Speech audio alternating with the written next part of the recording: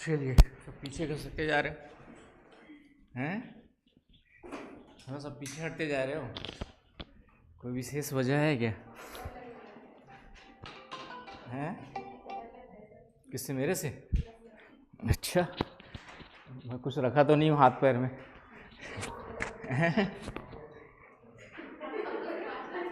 तो सब तो वहाँ भी पहुँच जाएंगे,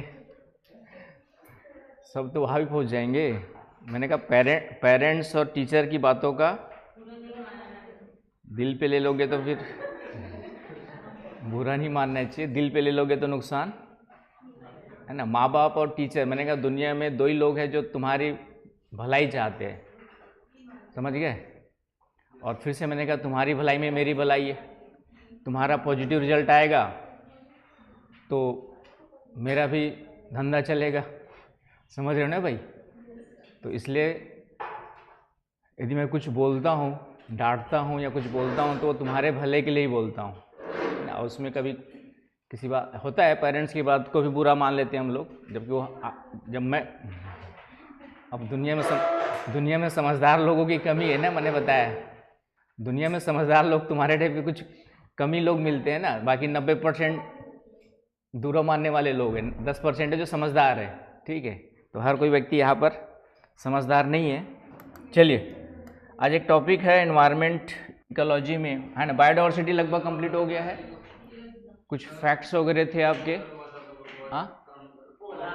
हाँ, लास्ट में बताता हूँ उसको, ठीक है।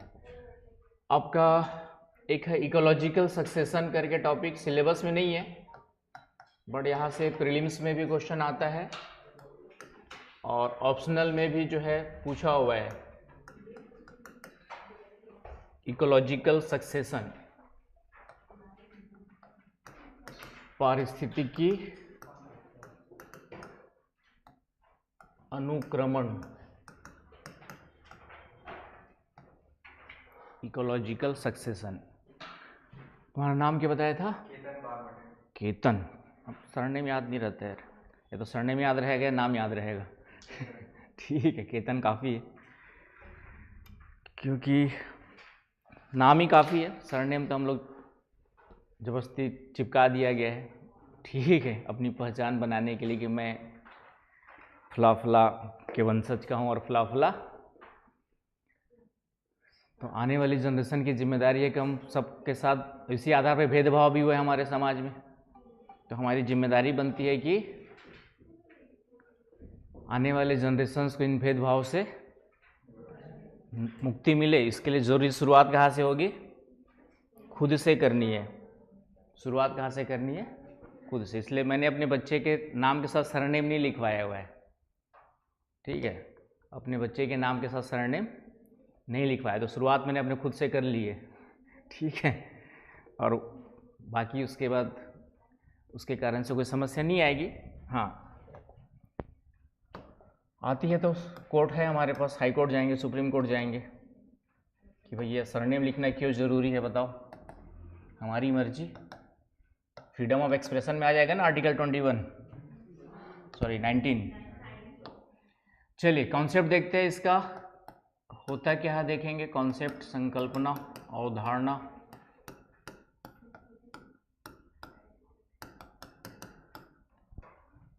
इसके दो प्रकार है, वो प्रकार देखेंगे, टाइप्स।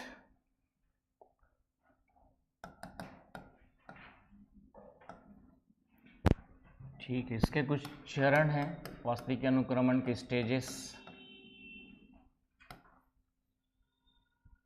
आपका जो है,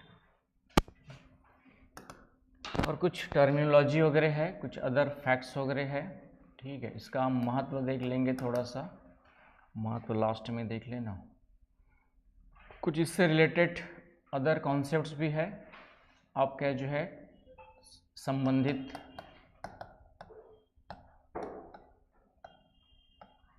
आपका जो है रिलेटेड टर्मिनोलॉजी है, इससे कुछ वहाँ से कुछ क्वेश्चन बन सकते हैं, रिलेटेड टर्मिनोलॉजी। और फाइनली इसका महत्व क्या है पढ़ने का, ज्योग्राफी में इसका इम्पोर्टेंस क्या है, सिग्निफिकेंस क्या है, ये थोड़ा सा देख लेंगे। तो इतने डायमेंशंस कवर करेंगे इसमें आपका जो है। Clear point? रिकॉर्डिंग डाल देगा बोलता हूँ, रिकॉर्डिंग भूल जाएंगे फिर से लोग।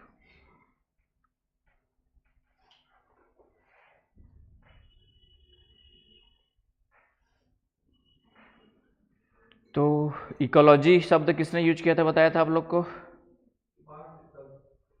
हाँ ठीक है,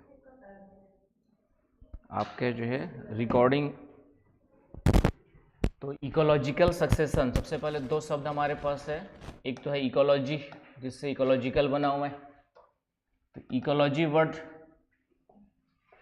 आपका जो है, ये इकोलॉजी शब्द ये यूज किया था, हिंदी में कहते हैं पारिस्थितिकी।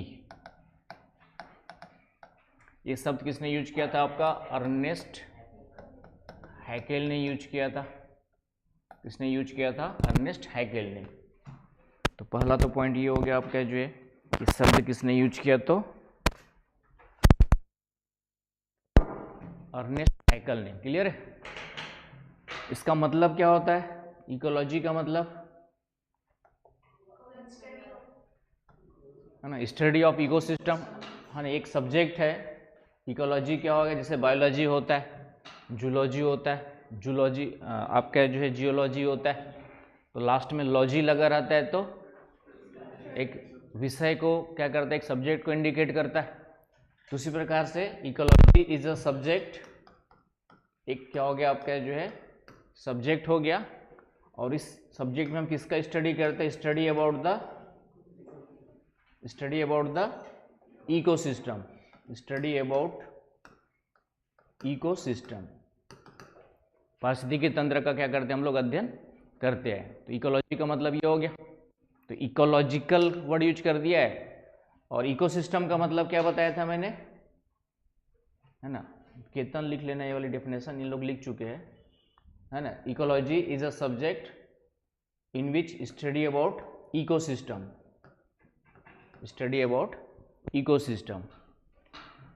और इकोसिस्टम क्या है आपका? जो भी हमारे आसपास है,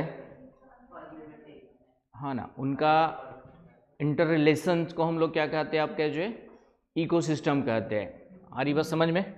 कि जो भी हमारे आसपास है, तो हमारे आसपास इकोसिस्टम में क्या क्या है? इकोसिस्टम में एक तो आ जाएंगे बायोटिक एलिमेंट्स, जो लिविंग ऑर्गेनिजम्स है, और एक आपका जो है अबायोटिक, नॉन लिविंग है। इसमें क्या आ जाएंगे आपके जितने भी लिविंग है,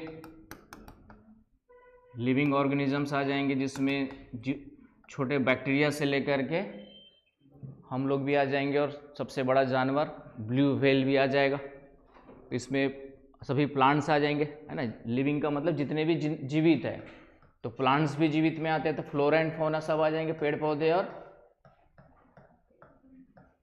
पौधे और जीव जंतु सब आ जाएंगे, जिसको हम लोग इंग्लिश में वन वर्ड में क्या कहते हैं? फ्लोरा एंड फौना कहते हैं। लिविंग ऑर्गेनिजम्स में ये सब आ जाएंगे।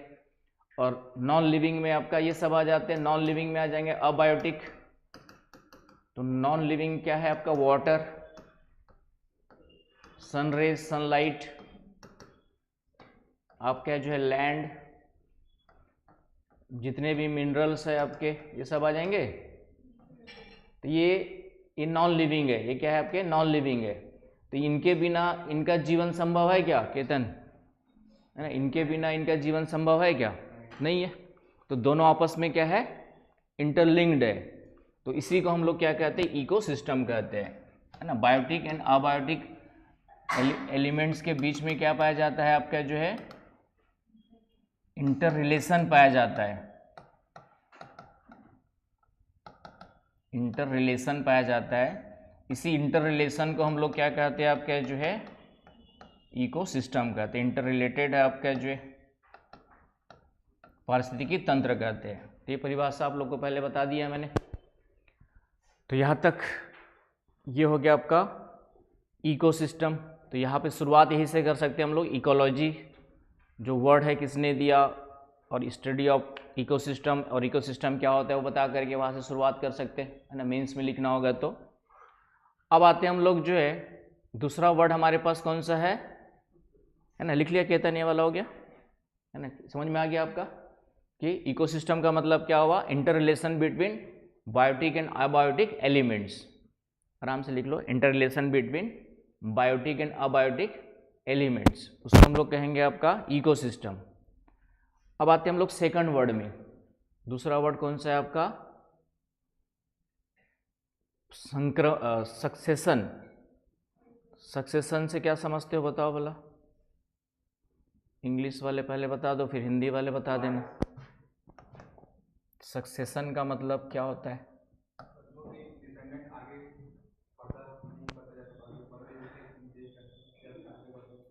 बताओ मिताली।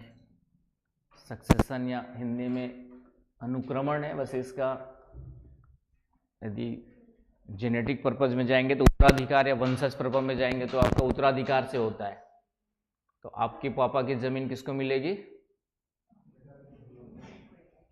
जो बच्चे उनको मिलेगी। तो आपके पापा के सक्सेडर्स कौन हो गए आप लोग, है ना, तुम लोग के बच्चे हो जाएंगे तो उनको मिलेगी। ये सक्सेडर एक के बाद एक आगे क्या होता है, बढ़ते जाता है।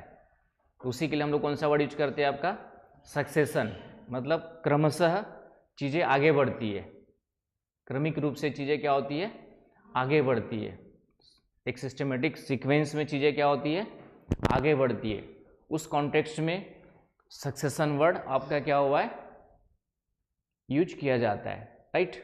और उसी को हिंदी में है अनुक्रमण, क्रमिक अवस्था, क्रमिक रूप से। तो यहाँ पे यदि वन वर्ड में लिखना चाहेंगे तो सक्सेशन का मतलब या अनुक्रमण का मतलब क्या हो गया आपका, जो है क्रमिक रूप से, ग्रेजुअली। इसका क्या होगा आपका, जो है ग्रेजुअली या सीक्वेंशियली, आपका जो है ग्रेजुअली चीज़ें क्या होती है, आगे बढ़ते जाती है, तो उसको हम लोग सक्सेशन कहते हैं। अब इसको दोनों वर्ड्स को मिला करके उसी को जोड़ना है, पारिस्थितिकी अनुक्रमण, आपका इकोलॉजिकल सक्सेशन। तो इकोलॉजी में क्या आ गया, सब आ गए, जीव जंतु, मेनली जीव जंतु आ गए, डिपेंड्स करते हैं आपके अबायोटिक पर है, लेकिन मेन अध्ययन हम किसका करते हैं, जीव जंतुओं का ही मेन करते हैं आपका जो। तो किसी भी क्षेत्र में या किसी भी इकोसिस्टम में जो फाइनली जीव जंतु वनस्पति आपको दिखाई दे रहे हैं, है ना, दिखाई दे रहे हैं कहीं पे अपने आप को जंगल में इमेजिन करो, तो जंगल जाओगे तो जंगल में सब मिलेगा, छोटे पेड़ पौधे भी मिलेंगे जो जमीन के साथ चिपके रहेंगे, उससे बड़े पौधे मिलेंगे, उससे बड़े मिलेंगे, उससे बड़े मिलेंगे। उसी प्रकार जीव जंतु में भी देखेंगे तो कुछ आपके छोटे मोटे बैक्टीरियाज तो होंगे जो दिखेंगे, कीड़े मकोड़े दिखेंगे, फिर उस पर उसको खाने वाले मेंढक, सांप वगैरह दिखेंगे आपके जो, फिर बड़े जानवर दिखेंगे, फिर बड़े जानवर दिखेंगे, यही होता है ना भाई।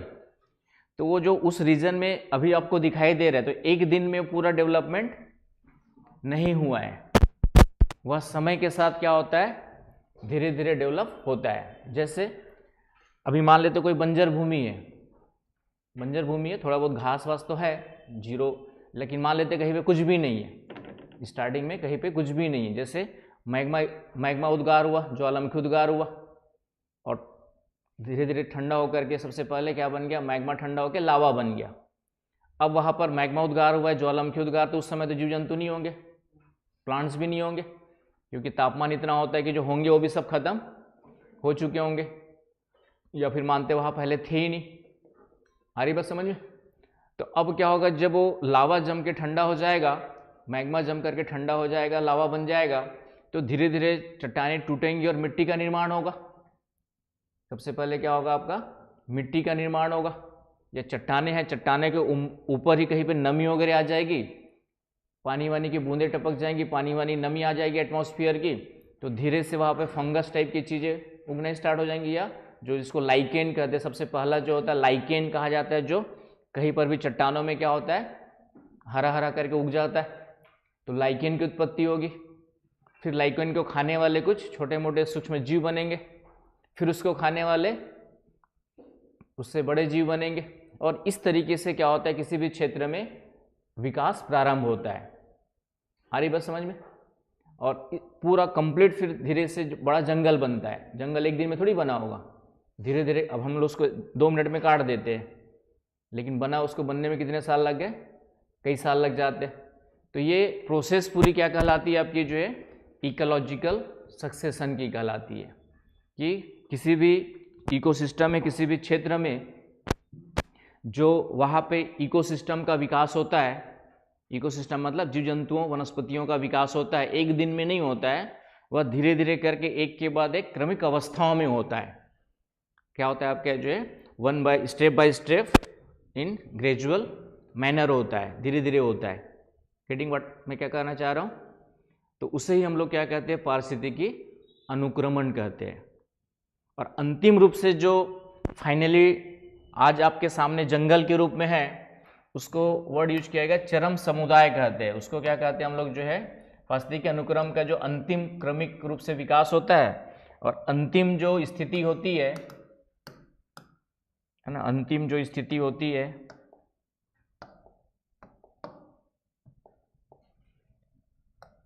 अंतिम जो चरम अवस्था होती है, अंतिम रूप से विकसित अवस्था, चरम अवस्था का मतलब सबसे लास्ट स्टेज जो होता है और जो पूरा डेवलप हो जाता है, उसको सभी को मिलाकर के हम लोग कहते हैं आपका जो चरम समुदाय कहते हैं, आपका जो है एक्सट्रीम कम्युनिटी कहते हैं।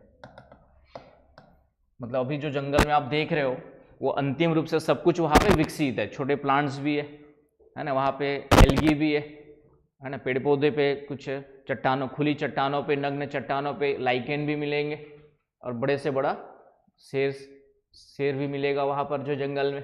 तो एक दिन में डेवलप ना हो कि पूरा कंप्लीटली डेवलप जो हो चुका है, कंप्लीटली विकसित अंतिम रूप से जो हो चुका है, उसके लिए कौन सा वर्ड यूज करते हैं हम लोग जो है, चरम समुदाय वर्ड यूज करते हैं। आ रही बात मेरी समझ में? नोट कर लो, ये पॉइंट भी काम आएगा, आगे पढ़ेंगे हम लोग इसको। तो कहने का मतलब क्या हुआ कि किसी भी क्षेत्र में पारिस्थितिकी का जो विकास है वह धीरे धीरे क्रमिक अवस्थाओं में होता है, उसको क्या कहते हैं हम लोग, इकोलॉजिकल सक्सेशन कहते हैं। आगे बात समझ में? तो लिखिए परिभाषा, फिर आगे चलते हैं। लिखिए ecological succession is ecological succession is a process by which ecological succession is a process by which the structure of a biological community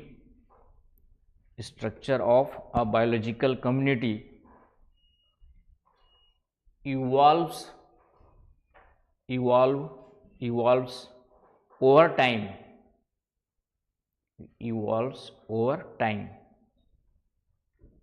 full stop. It begins with a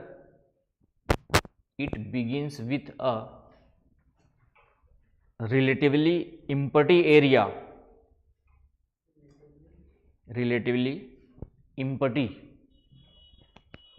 it begins with a relatively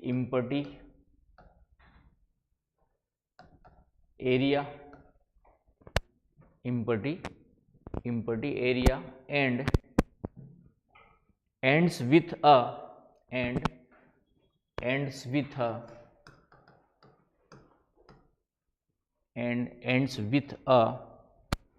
stable,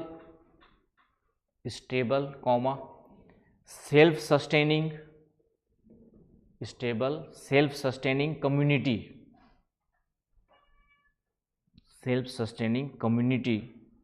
called a climax community.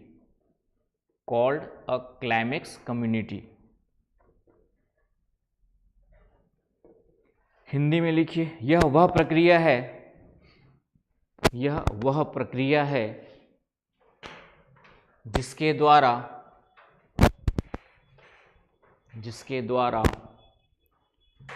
समय के साथ एक जैविक समुदाय की संरचना विकसित होती है। समय के साथ एक जैविक समुदाय की संरचना विकसित होती है। यह एक, फुल स्टॉप कर लीजिएगा, फुल स्टॉप के बाद, यह एक खाली क्षेत्र से शुरू होता है। यह एक खाली क्षेत्र से शुरू होता है और एक स्थिर समुदाय पर समाप्त होता है, और एक स्थिर समुदाय पर समाप्त होता है, जिसे चरम समुदाय कहा जाता है, जिसे चरम समुदाय कहा जाता है। एक्सट्रीम या क्लाइमेक्स वर्ड है इंग्लिश में यहाँ पे, क्लाइमेक्स कम्युनिटी, क्लाइमेक्स कम्युनिटी, जिसे चरम समुदाय कहा जाता है। आ गया समझ में कॉन्सेप्ट, परिभाषा समझ में आ गया अच्छे से कि इकोलॉजिकल सक्सेशन क्या होता है, आया समझ में। अब आते हैं टाइप्स में। इकोलॉजिकल सक्सेशन तो ये दो प्रकार के होते हैं।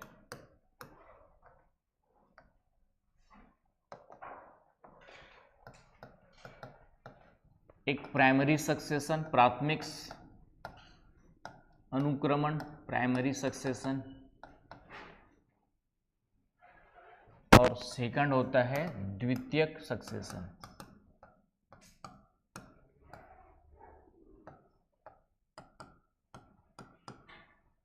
सेकेंडरी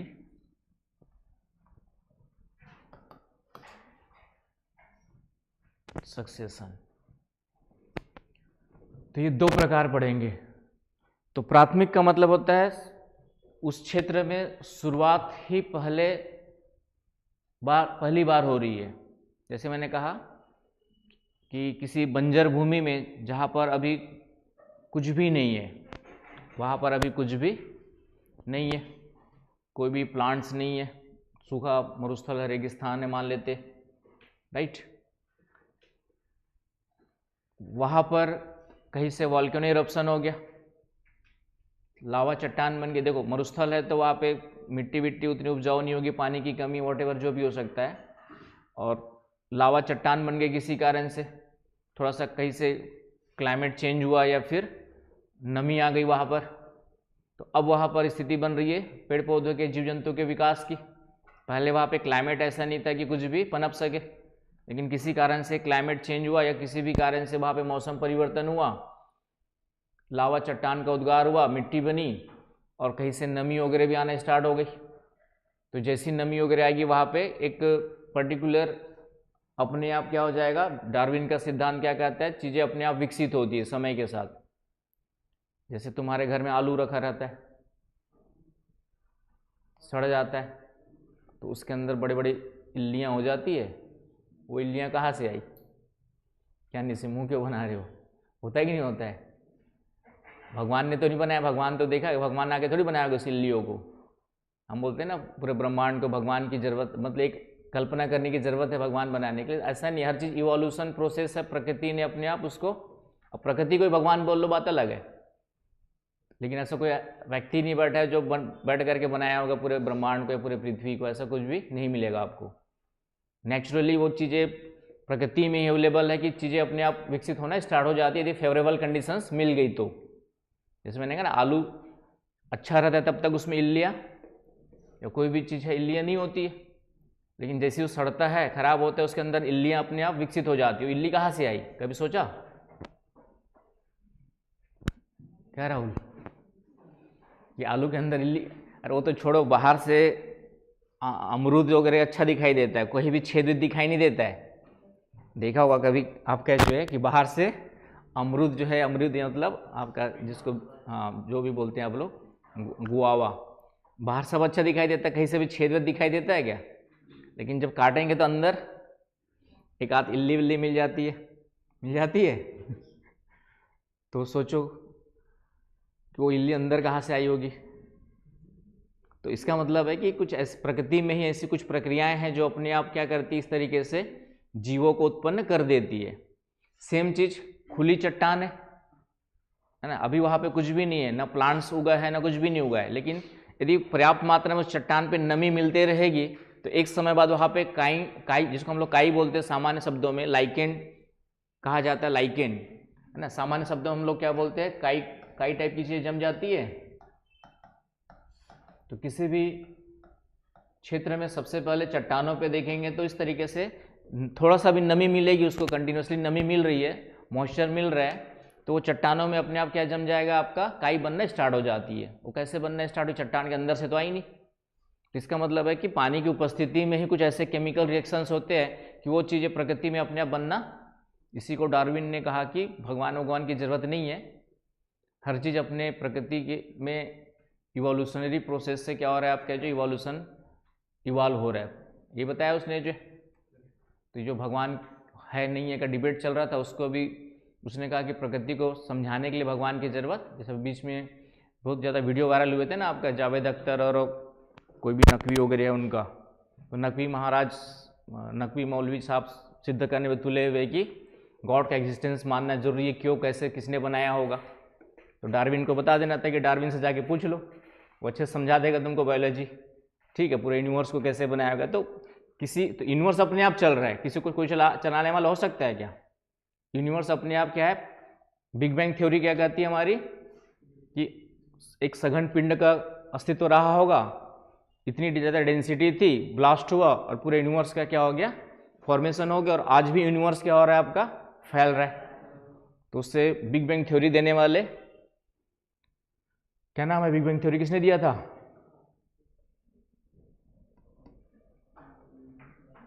राहुल, ठीक है, जॉर्ज लैमेंटर ने, बेल्जियम का, हालांकि वो भी पादरी थे, बेल्जियम के पादरी थे। उन्होंने सोचो कि पादरी थे, लेकिन उन्होंने दिया कि भाई भगवान को मानने की ज़रूरत नहीं है, बिग बैंग थ्योरी के माध्यम से जो है हम यूनिवर्स की उत्पत्ति को समझा सकते हैं। खुद भी पादरी थे, उसके बाद भी उन्होंने ये सिद्धांत दिया। आए समझ में? तो कहने का मतलब ये है कि चीज़ें अपने आप शुरुआत हो जाती है।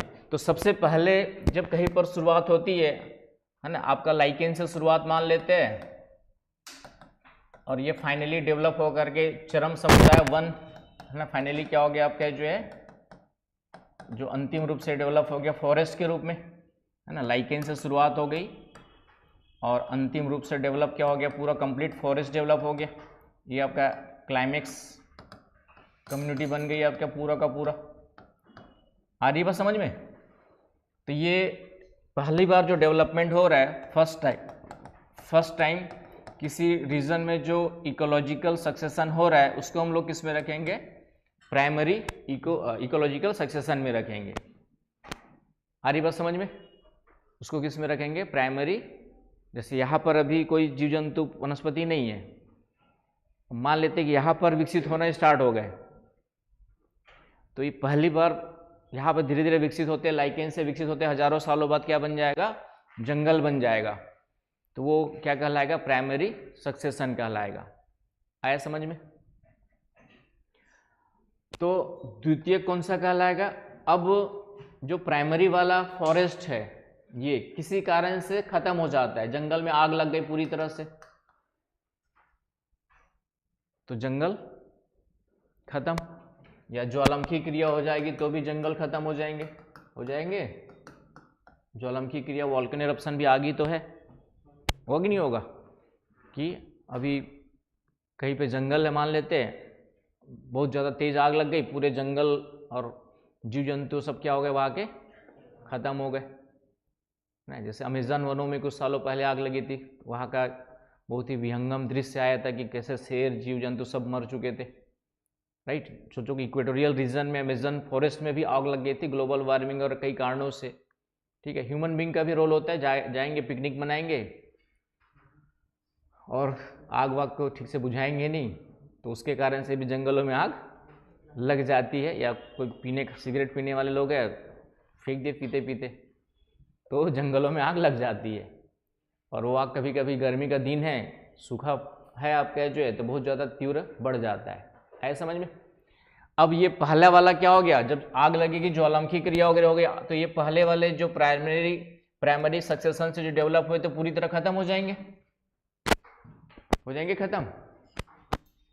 और जैसे आग बुझ जाएगी, ज्वालामुखी क्रिया खत्म हो जाएगी, फिर से नई चट्टान लावा बनेगी वहाँ पर, फिर से वहाँ पे बारिश वगैरह होगी, पानी की, है ना, नमी मिलेगी कहीं से, है ना, नमी का मतलब मॉइस्चर मिलेगा, तो फिर से एक यही प्रक्रिया फिर से स्टार्ट हो जाएगी वहाँ पे। या फिर पहले से कुछ हो सकता है, आग लगी है पूरा नहीं जला और थोड़ा बहुत पहले से वनस्पतियां बची हुई है वहां पर जो है ना, लाइकेन से शुरुआत की जरूरत नहीं है।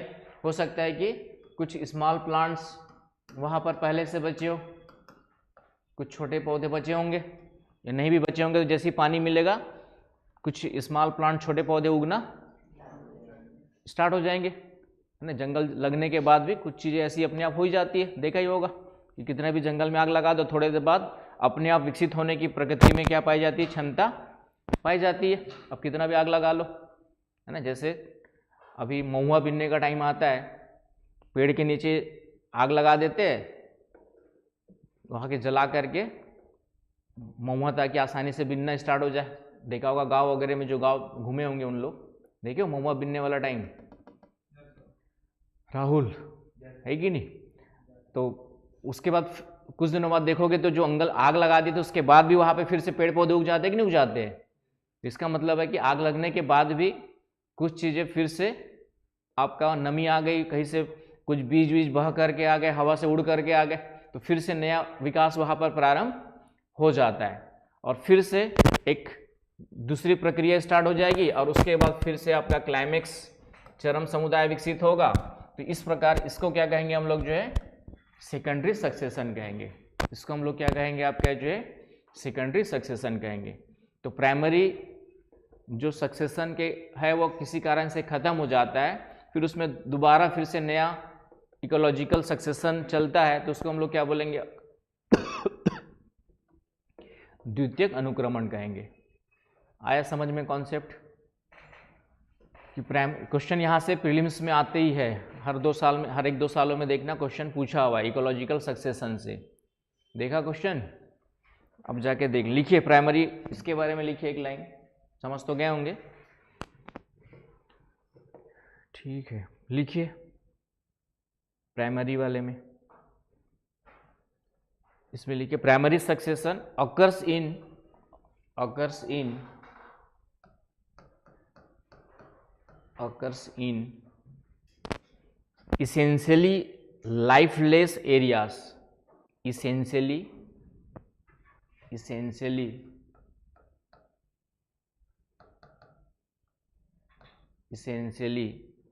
lifeless areas, comma regions in which the soil is incapable of sustaining life, in which the soil is incapable of sustaining life,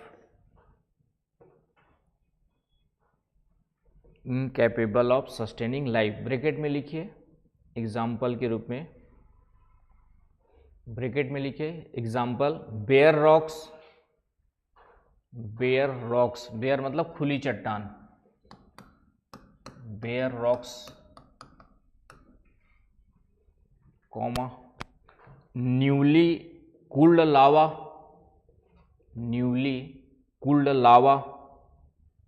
comma और newly formed sand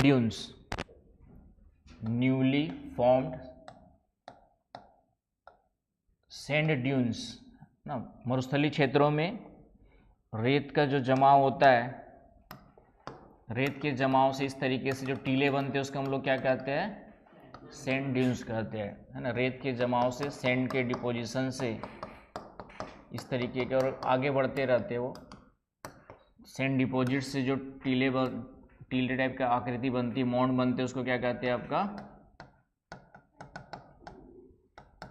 sand deposits, mounts, उसको हम लोग सैंड ड्यून्स कहते हैं। आया समझ में, ये सब डायग्राम बना लिया करो, आदत डालो। अब क्लियर हुआ? तो हिंदी लिख लिया, इंग्लिश वाले समझ में आ गया, लिखा ही मत करो, सोचा भी करो। लिखिए हिंदी में, लिखिए प्राइमरी सक्सेशन, प्राथमिक अनुक्रमण यह उन क्षेत्रों में होता है जहां पहले कोई जीवन नहीं था और मिट्टी का अभाव होता है, मिट्टी का अभाव होता है। ब्रैकेट में जैसे नग्न चट्टाने, नग्न या खुली नग्न चट्टाने ही वर्ड यूज करते हैं वैसे, जैसे नग्न चट्टाने, कॉमा, नया ठंडा हुआ लावा, नया ठंडा हुआ लावा, या नया बालू का स्तूप, सैंड ड्यून के हिंदी में कहते हैं बालू का स्तूप, नए बालू का स्तूप, नए बालू का स्तूप।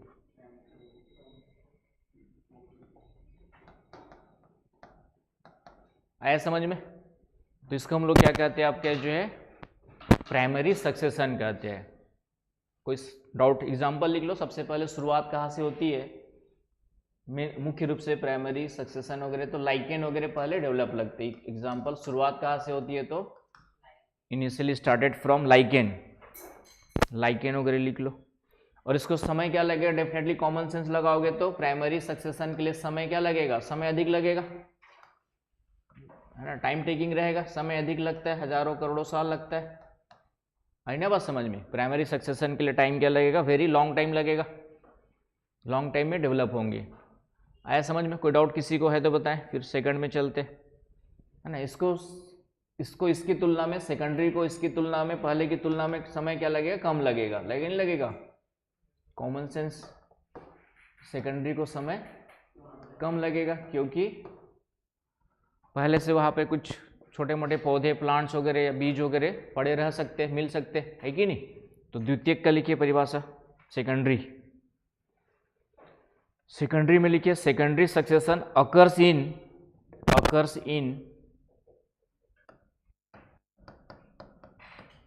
secondary succession occurs in areas where a community that previously existed has been removed,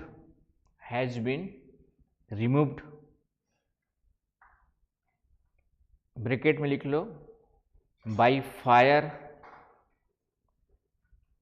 fire, comma, flood और एनी ह्यूमन एक्टिविटी,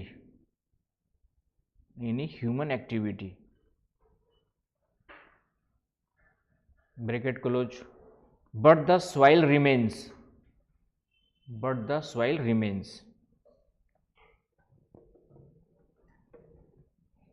हिंदी में लिखिए यह उन क्षेत्रों में होता है जहां पहले से समुदाय मौजूद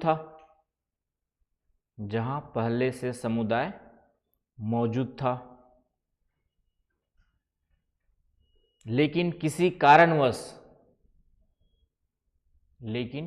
कारणवश ब्रैकेट में जैसे आग, बाढ़ या अन्य मानवीय क्रिया या कोई भी मानवीय क्रिया, आग, बाढ़, मानवीय क्रिया, ब्रैकेट क्लोज, से नष्ट हो गया, किसी कारणवश नष्ट हो गया, कॉमा, पर मिट्टी अभी भी मौजूद है, तो फिर से वहां पे नया स्टार्ट हो जाएगा, नहीं होगा? आया समझ में? तो लाइफ में फेल होना बुरी बात नहीं है, लेकिन फेल होने के बाद दोबारा प्रयास न करना, है ना, वो कमजोरी है।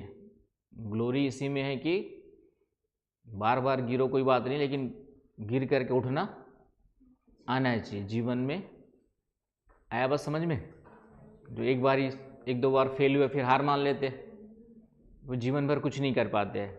आसपास देखोगे लोग एक बार कोशिश किए, फेल हो गए, हार मान के बैठ गए, तो फिर कभी भी सक्सेस। जैसे मेरे साथ एक फ्रेंड था मतलब है अभी भी वो भी असिस्टेंट कमिश्नर है इनकम टैक्स में, आपका जो है यूपीएससी के 4 अटेम्प्ट दिया, सिलेक्शन नहीं हुआ, पीटी तक नहीं निकला। सिंधी था तो घर वालों ने बिजनेस में लगा दिया, आइसक्रीम का पार्लर खोल के दे दिया। और पढ़ा लिखा इंसान खुद उसने ICWA किया हुआ था। ICWA CA के इक्विवेलेंट होता है, ठीक है। तो पढ़ा लिखा है, 8-9 लाख का, ठीक है। पहले तो ठीक ठीक कमाई हो रही थी, कमाई की कोई चिंता नहीं थी, मतलब आइसक्रीम पार्लर में, लेकिन मन नहीं लग रहा था। अब पढ़ा लिखा 4 साल यूपीएससी की तैयारी करने के बाद आप थोड़ा सा स्वतंत्र और अपने हिसाब से चलने वाले लोग बन जाते हैं, ठीक है। यदि सीरियसली किया है तो, घूम फिर के किया तो नहीं बनोगे। सीरियसली पूरे सिलेबस को अच्छे से पढ़ा है, समझा है, सोचा है, यूपीएससी को जिया है, तो आप थोड़ा सा आम आदमी से डिफरेंट हो जाओगे। मतलब आपकी सोच उनके साथ कॉमनली नहीं मिलेगी। जैसे मेरी सोच जो मेरे स्कूल मेट्स हैं उनके साथ नहीं मिलती है, जो यूपीएससी की तैयारी की है उनके साथ मेरी ट्यूनिंग अच्छी बनती है, क्योंकि वो हम लोग का मेंटल लेवल बराबर आ जाता है। और अभी भी जो स्कूल वाले हैं, कॉलेज वाले हैं, जो कभी तैयारी नहीं किए है, नौकरी वोकरी लग गई, कई लोग की ITI करके नौकरी लग गई जो जनवरी उनवरी में है, लेकिन वो भी आज भी वो जातिवाद, धर्म इतना ज़्यादा। तो मैं बोलता हूँ रिक्शे वाले और तुम में अंतर क्या है बताओ मेरे को। रिक्शा वाला भी वही सोच रहा है जो तुम सोच रहे हो, तो तुम्हारे पढ़े लिखे होने और उसमें कोई अंतर है क्या? वो भी जातिवाद फॉलो कर रहा है रिक्शा वाला, या जो पढ़ा लिखा नहीं है ज़्यादा अच्छे से, तुम भी जातिवाद फॉलो कर, जो कि हम जानते हैं कि जातिवाद समाज की एक बहुत बड़ी बुराई है। इसी जातिवाद के कारण से हमारा समाज बटा हुआ है। बाहर से लोग आकर के हम पे कब्जा क्यों कर लेते हैं? ब्रिटेन ने हम पर 2 साल ब्रिटेन ने 200 साल कब्जा क्यों किया? क्योंकि हम इसी तरह से स्वार्थ में बढ़े हुए थे। उस समय देसी रियासतें थी, सब देसी रियासत अपना अपना सोचते थे, पूरे देश के लिए कोई सोचता ही नहीं था। उसका उन्होंने क्या किया है ना, बांटो और राज करो, डिवाइड एंड रूल का फॉलो किया आप कहते। तो हम इतिहास से भी आज भी नहीं सीख रहे, इतिहास से आज भी, हिस्ट्री से हम आज भी नहीं सीख पा रहे। आ रही ना बस समझ में? तो इसी का फायदा ब्रिटिश सरकारों ने उठाया और आज भी हम बंटने की कोशिश कर रहे हैं, लोग बांटने की कोशिश कर रहे हैं, नेता लोग अपने फायदे के लिए, और हम बंटने के लिए तैयार बैठे, हिंदू मुस्लिम करते बैठे हुए, जाति के आधार पर बढ़े हुए। अब हिंदू मुस्लिम करेंगे तो दो कम्युनिटी की लड़ाई में तीसरा फायदा उठाएगा, अमेरिका आएगा या चाइना आएगा और हम हमारा फायदा उठाएगा, पाकिस्तान उसका मिसयूज करेगा। ये कोई सोच पा रहे हैं? नहीं सोच पा रहे। बस हमें दिख रहा है कि हमें हिंदू राष्ट्र बनाना है जबरदस्ती का। भैया राष्ट्र हम धर्मनिरपेक्ष संविधान, बाबा अम्बेडकर से ज़्यादा इंटेलिजेंट थोड़ी होगा धीरेन्द्र शास्त्री या तुम्हारे जो सो कॉल्ड बाबा मौलवी है। अम्बेडकर ज़्यादा पढ़े लिखे थे क्या उन लोग? अम्बेडकर के पास 4 डिग्रियां थी, लॉ का एक्सपर्ट था वो। उसके साथ आपका जो संविधान निर्माता, जो सलाहकार थे, क्या नाम है उसका, एडवाइजरी कौन था? संविधान सलाहकार, संविधान सभा के सलाहकार कौन थे?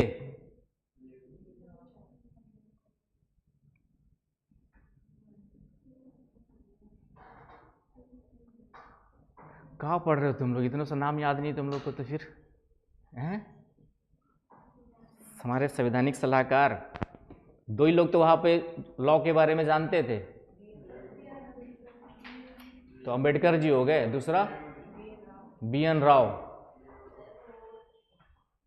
आप क्या बोल रहे हो? बोलो। हमारे संविधान सभा के संवैधानिक सलाहकार कौन थे? BN राव थे ना, आप कह जो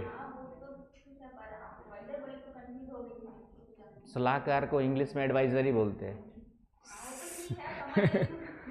ठीक है, तो चलिए, तो कहने का मतलब ये है कि आज के जो हिंदू राष्ट्र की मांग कर रहे हैं, इन लोग क्या BN राव जैसे लॉ एक्सपर्ट, अंबेडकर जैसे जो 4 PhD किए हुए थे, इकोनॉमी में PhD थे, लॉ में PhD थे, सोशल साइंस में PhD थे, और किसी एक चीज़ में और 4 PhD धारक थे, उनसे ज़्यादा समझदार है क्या इन लोग?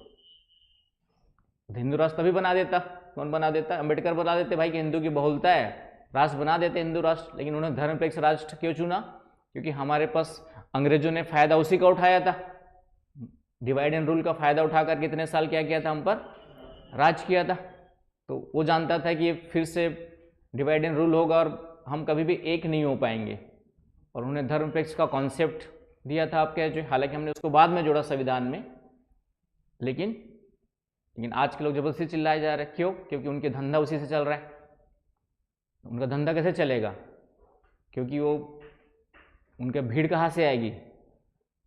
उनके सभाओं में भीड़ कहाँ से आएगी? कुछ तो उनको मोटिवेशन देना पड़ेगा ना भाई। और मैंने कहा ना, भीड़ चाल है तो भेड़ चाल, दुनिया ऐसी चलती चल रही है। तो ये चीज़ें आ रही बस समझ में। एनीवे, तो यहाँ पर कहने का मतलब क्या हुआ आपका जो है कि चीज़ों को तो ये सेकेंडरी लिख लिया आपने, तो ये समझ में आ गया कि कैसे सेकेंडरी होता है। अब आते हैं चरण में।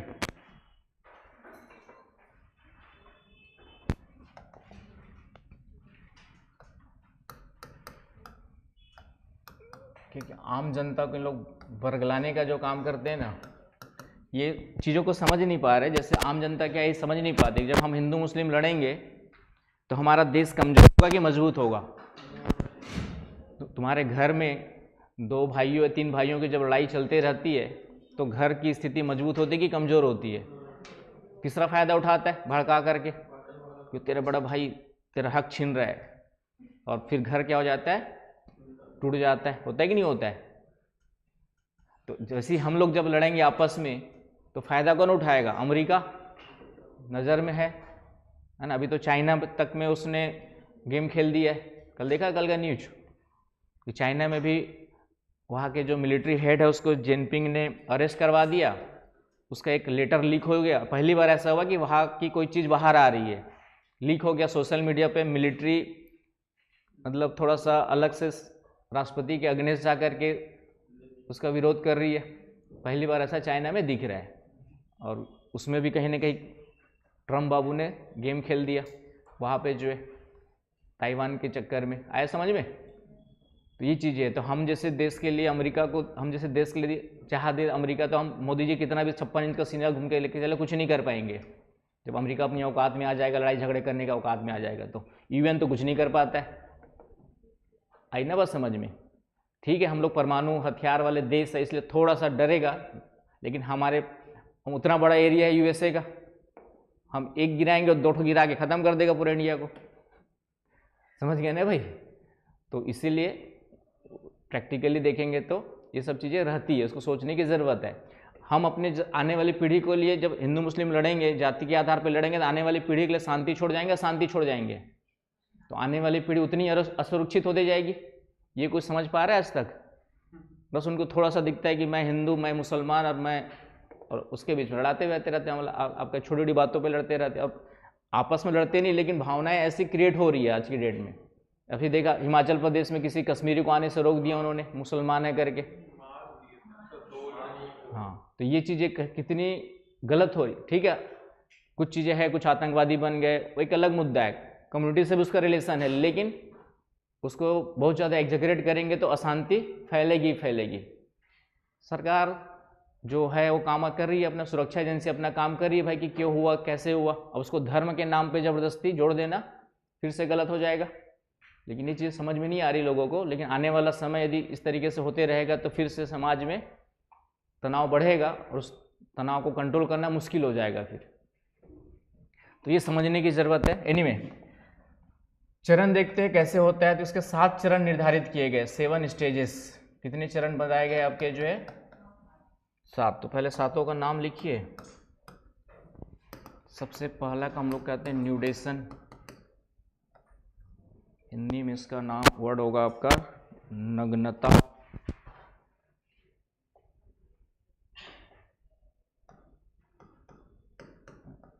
ओपन भी लिख सकते, खुली भूमि। पहला ये हो गया। दूसरा है इन्वेशन, माइग्रेशन।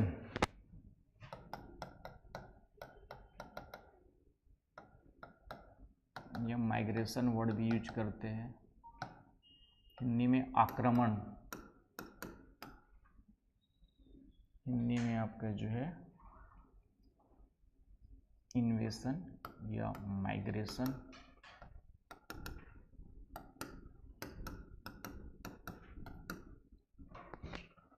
आक्रमण। तीसरा है आपका इसेसिस, स्थापन।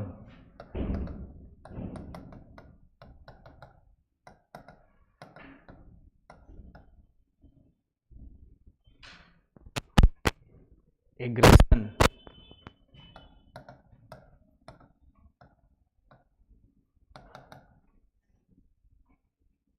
एग्रीगेशन होगा ये, एग्रीगेशन, एग्रीगेट करना,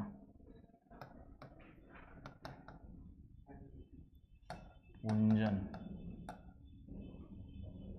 एग्रीगेशन होगा, एग्रीगेट करना, AGGREGATI1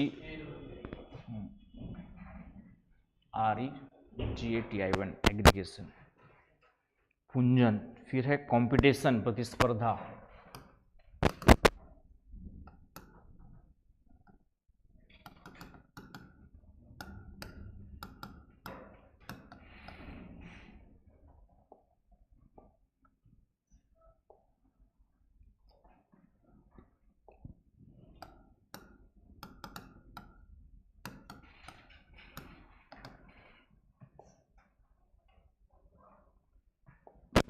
प्रतिस्पर्धा, फिर है आपका रिएक्शन,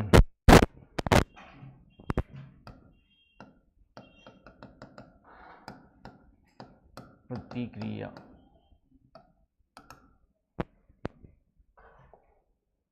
और लास्ट है आपका स्टेबलाइजेशन, क्लाइमेक्स।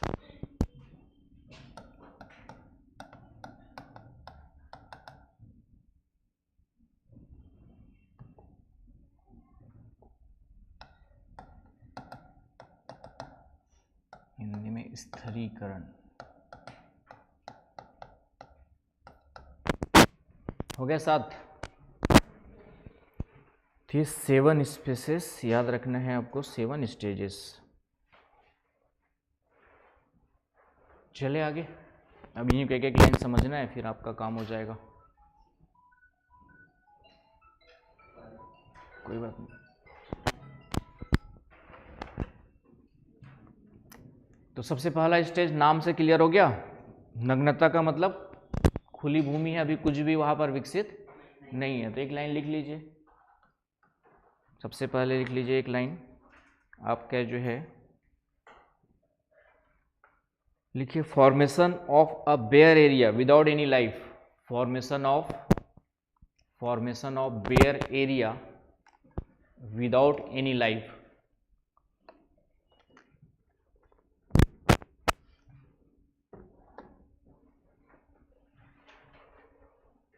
हिंदी में लिख लीजिएगा, नग्न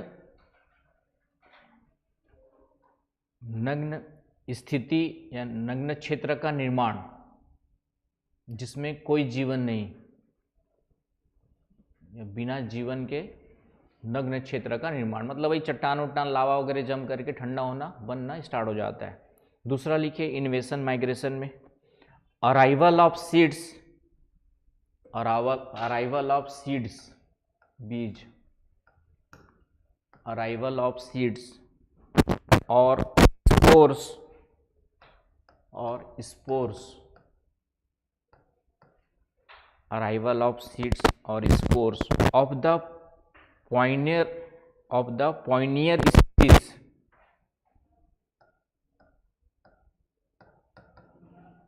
ऑफ द पॉइनियर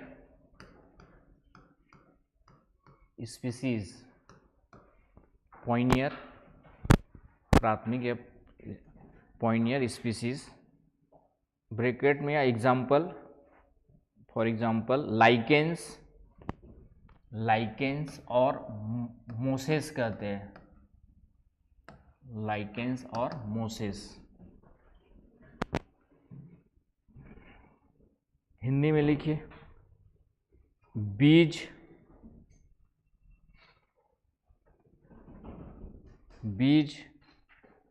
स्पोर्ट्स का हिंदी क्या होगा भाई, क्या होता है बायोलॉजी वाले बताओ। हाँ, छिद्र वगैरह होता है ना उसका, ठीक है।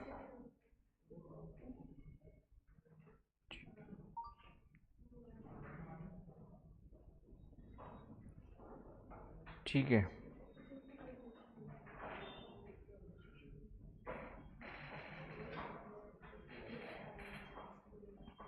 ठीक है। स्पोर्स, अभी तो स्पोर्स ही लिख लो। स्पोर्स का मतलब होता है जो छोटे बीजाणु कहते हैं, हिंदी में क्या कहते हैं, बीजाणु। क्या कहेंगे आपका, बीजाणु। तो लिख लीजिए, आपका हिंदी में क्या लिख रहे थे हम लोग, ठीक है। तो इसमें लिखिए अराइवल ऑफ सीड्स और स्पोर्स का मतलब हिंदी में लिख लीजिए बीज या बीजाणुओं, बीज या बीजाणुओं का पहुंचना,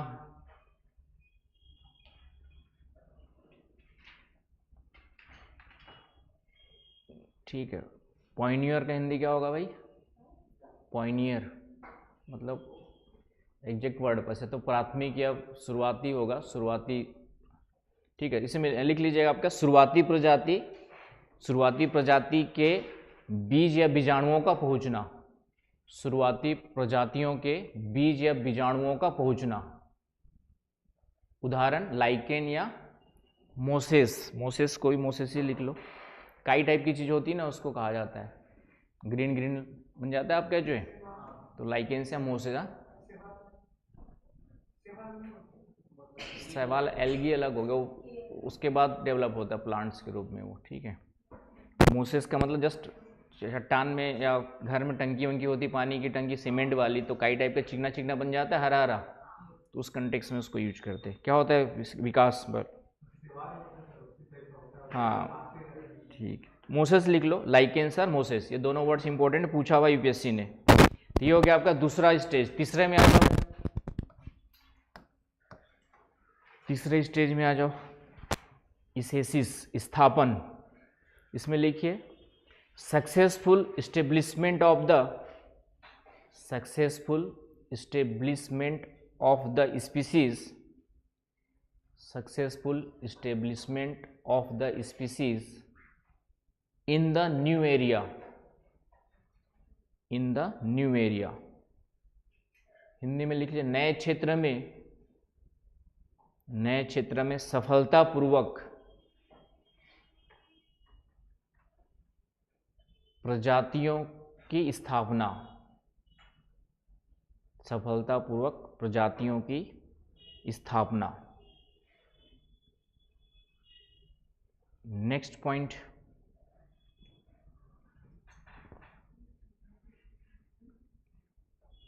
एग्रीगेशन में आ जाओ, पुंजन,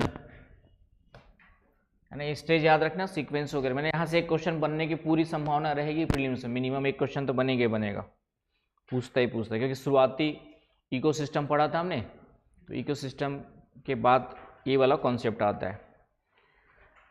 तो एग्रीगेशन में लिखिए, एग्रीगेशन में क्या होगा, increase in the population of the, increase in the population of the established species, established species. Hindi में लिख लीजिए एस्टेब्लिश्ड, एस्टेब्लिश्ड स्पीसीज, स्थापित प्रजातियों की जनसंख्या में वृद्धि, स्थापित प्रजातियों की जनसंख्या में वृद्धि। क्लियर वो। नेक्स्ट आ जाओ कंपटीशन, नेक्स्ट नंबर में आ जाओ कंपटीशन। इंग्लिश में लिख लिया, increase in the population of the, increase in the, increase in the population of the established species, कितना लिख लिया। नेक्स्ट आ जाओ कंपटीशन, तो जब बहुत सारी जनसंख्या बढ़ेगी तो क्या होगा, कंपटीशन, है ना। यूपीएससी में 1000 सीट आती है, सिर्फ 1000 लोग देने वाले होते तो नो कंपटीशन, सबको एक एक मिल जाता है कि नहीं। लेकिन 1000 सीट के लिए कितने लोग लड़ते हैं, कम से कम 1 लाख सीरियस कैंडिडेट लड़ते, बाकी तैयारी तो 10 लाख करते होंगे, तैयारी तो 10 लाख करते, चाहे दिल्ली हो चाहे पूरे इंडिया में, लेकिन सीरियस सिर्फ 1 लाख होते हैं, समझ गए ना। अपने लोग में ही देख लिया करो, कितने लोग रेगुलर क्लास आते हो सीरियस है, कुछ लोग हाँ कॉलेज के कारण से उनकी बात नहीं कर रहा हूँ जिनका कॉलेज नहीं है, कुछ स्पेशल काम नहीं है, लेकिन कभी मन किया घर चले गए फिर से, तो कब कुछ दिनों के लिए मोह माया भी छोड़नी पड़ती है, कुछ पाना है तो। मेरा घर सोचो डोंगरगढ़, यहाँ से कार से जाऊँ तो 4 घंटे में, 4.5 घंटे में पहुँच जाता हूँ, ट्रेन में जाएंगे तो भी 4 घंटे में पहुँच जाते हैं। उसके बाद भी मैं साल में मम्मी पापा से मिलने भी 2 ही बार जाना हो पाता है, होली और दिवाली में, बीच में एक आध फंक्शन कुछ हुआ तो बात अलग है, जबकि उनकी 75+ दोनों चल रहे, तो होना चाहिए, लेकिन क्यों नहीं जा पाता हूँ? क्योंकि मालूम है कि जाऊँगा तो फिर इधर क्लासेस डिस्टर्ब होंगी, मेरा प्रोफेशन डिस्टर्ब होगा। आया समझ में? तो मोह माया की जगह पे जब तक कि आप पूरी तरह व्यवस्थित सेटल नहीं हो तब तक छोड़नी पड़ती है। और इतना आसान होता तो बात ही क्या थी। उनकी अपनी लाइफ है, वही जमी हुई है वो, ठीक है, वो कहीं जाना ही नहीं चाहते, ठीक है। उनको पूरी फैसिलिटी भी दे दोगे तो भी नहीं आएंगे वो, उनको वही घर अच्छा लगता है, वही जगह अच्छी लगती है, वही उनका, और फिर अपना घर ही लगता है, ठीक है। मम्मी अपने किचन में काम करेगी, उनको फील नहीं होता, लेकिन दूसरे किचन में आएगी तो फील होता है। तो अभी नहीं लग, ठीक है। तो इस आसानी से नहीं आते उन लोग, बुजुर्ग लोग, ठीक है। अब लेकिन जब हाथ पैर नहीं चलेंगे तब भले ले आएंगे भाई कि अब तो कोई ऑप्शन नहीं तुम्हारे पास, हम तुम्हारे पास आ नहीं सकते क्योंकि हमारा प्रोफेशन यहाँ पर है, ठीक है। एनीवे, कहने का मतलब, तो चलिए देख लीजिए नेक्स्ट कंपटीशन में, species compete for food, species compete for food comma space and sunlight, species compete for food space and sunlight. Hindi में लिख लीजिए, प्रजातियां भोजन, स्थान और सूर्य प्रकाश के लिए प्रतिस्पर्धा करती है। फिर वही डार्विन का सिद्धांत फिर लागू हो जाता है, सर्वाइवल ऑफ द फिटेस्ट। प्रजातियां भोजन, स्थान और सूर्य प्रकाश के लिए प्रतिस्पर्धा करती है। आया समझ में? फिर डार्विन का सिद्धांत क्या कहता है? सर्वाइवल ऑफ द फिटेस्ट, जो फिट होगा वही सर्वाइव करेगा। यहाँ पर भी वही कॉन्सेप्ट चलता है। यूपीएससी एग्ज़ाम 1 लाख लोग सीरियसली दे रहे हैं, जो उनसे साथ फाइट कर पाएगा, चीज़ों को मैनेज कर पाएगा, है ना। बहुत सारी कठिनाइयाँ सबके जीवन में आती है, लेकिन उस कठिनाइयों को झेलते हुए जो आगे बढ़ेगा वही आपका मंजिल तक पहुँचेगा। आया समझ में? बताओ, चंद्रिका सूर्य प्रकाश की लड़ाई कैसे करेंगे? सूर्य प्रकाश सब जगह अवेलेबल है। हाँ, क्वेश्चन से ही पूछा उसने कि सूर्य प्रकाश के लिए क्यों लड़ेंगे? भाई सूर्य प्रकाश सबके लिए अवेलेबल है, बराबर अवेलेबल है। बताओ चंद्रिका एंड निशी, सोचो, या तो गलत लिखा होगा या उसके पीछे कुछ कारण होगा। बताओ नसरीन, कैसे? सनलाइट के लिए प्रतिस्पर्धा क्यों होती है? सनलाइट के लिए कंपटीशन क्यों होता है?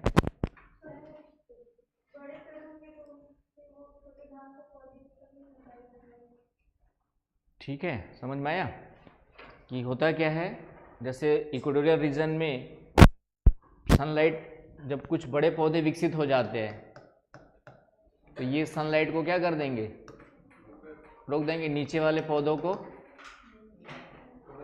तो नीचे वाले, हाँ, फोटोसिंथेसिस के लिए तो नीचे वाले या तो अंधेरे में पनपने वाले पेड़ होंगे जो छांव में भी पनप जाते हैं, या फिर सनलाइट वाले होंगे तो ये भी अपने आप को क्या करेंगे? इससे बड़ा करने की कोशिश करेंगे। तो इनके बीच में प्रतिस्पर्धा होती है, और जो फिर बढ़ करके ऊपर निकल गया वो जिंदा रहेगा, ये दूसरे क्या हो जाएंगे? आपके खत्म हो जाएंगे। आया समझ में? तो इस तरीके से सनलाइट के लिए भी क्या होती है? प्रतिस्पर्धा होती है। आया समझ में? चलिए नेक्स्ट लिखिए आपका।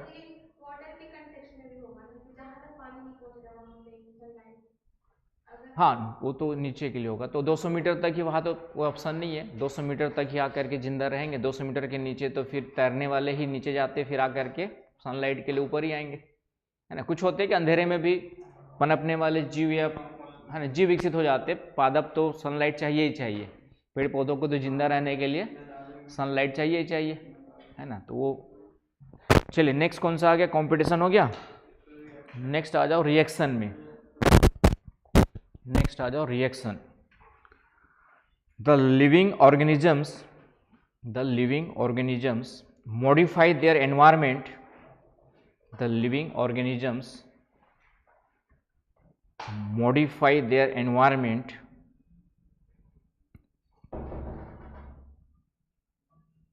ब्रैकेट में लिखिए, for example adding organic matter to soil,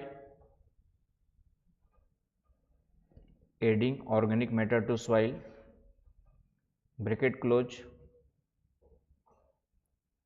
making it suitable for new species, making it suitable for new species. Hindi में लिखिए, जीवित जीव अपने पर्यावरण में परिवर्धन करते हैं,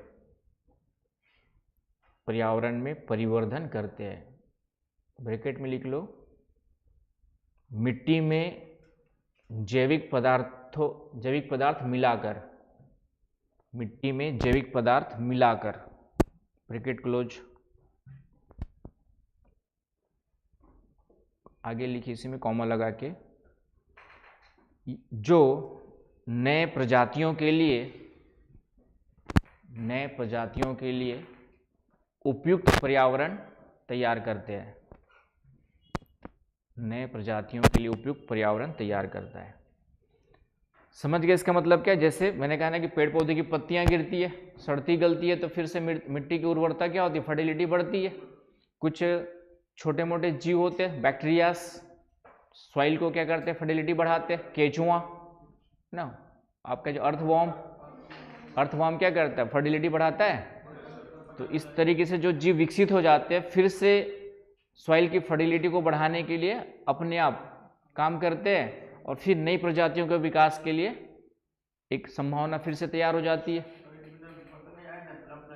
हाँ, बटरफ्लाई भी बीज को फैलाने का काम करती है ना। सॉइल फर्टिलिटी का तो काम नहीं करेगी वो, लेकिन हाँ, बटरफ्लाई क्या करती है? पराग कणों को लेकर के एक स्थान से दूसरे स्थान क्या करती है? तो पेड़ पौधों की प्रजातियों को, बीजों को फैलाने का काम करती है। तो उसको हम लोग पॉलिनेशन कहते हैं, पराग, है ना, पॉलिनेशन का कार्य करती है। आया समझ में? आया ना समझ में? तो इस तरीके से नई प्रजातियों के विकास के लिए एक प्रजाति विकसित हो गई, अब वही प्रजाति नए प्रजातियों के विकास के लिए क्या कर रही है? फिर से हेल्प कर रही है।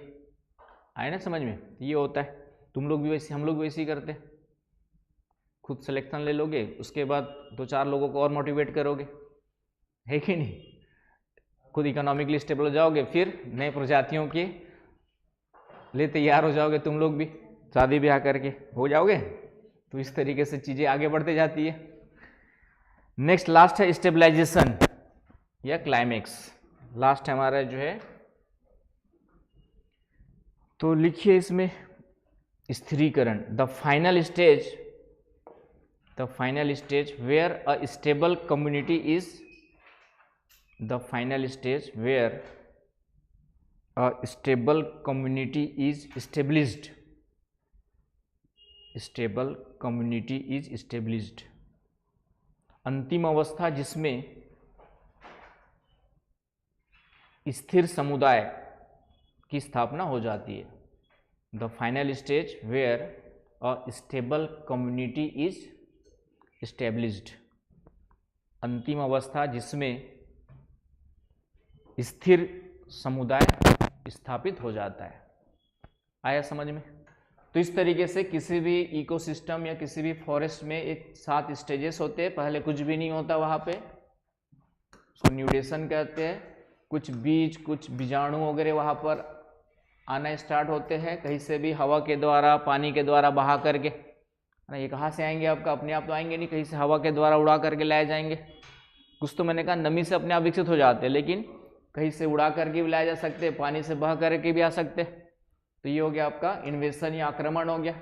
स्थापन, ये अपने उस क्षेत्र में अपने आप को स्थापित कर लेते हैं, अनुकूल पर्यावरण मिल गया तो। उसके बाद उनकी जनसंख्या बढ़ने लगती है, एग्रीगेशन होता है, जनसंख्या वृद्धि, है ना, याद हो जाएगा ना। अब जनसंख्या, पॉपुलेशन बढ़ेगी, पॉपुलेशन बढ़ेगी तो उनके बीच में क्या होगा? कंपटीशन होगा। जो जीता वही सिकंदर, जो बचा, जो हार गया वो बंदर। ये होगा ना भाई, जो जीता वही सिकंदर। बंदर भी तो जीत करके ही जिंदा है, तो बंदर क्यों बोलेंगे उसको? फिर भी बंदर।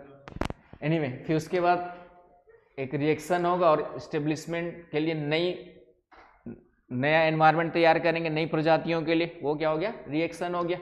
पर्यावरण के प्रति प्रजातियों का रिएक्शन, और फाइनली में क्लाइमेक्स हो जाता है आपका जो। तो इस तरीके से इकोसिस्टम, इकोलॉजिकल सक्सेशन 7 स्टेजेस में कंप्लीट होता है। तो नहीं, साइक्लिक नहीं होगा। साइक्लिक तो तब होगा जब फिर से खत्म हो गया किसी कारण, तो फिर से वही स्थिति हो जाएगी। तो हाँ, किसी कारण से खत्म हो गया तो साइक्लिक बन सकता है। हाँ हाँ, थार जो मरुस्थल है पहले हरा भरा था, है ना, क्योंकि आज इसमें इसलिए वहाँ पे तेल मिलता है, कोयला मिलता है।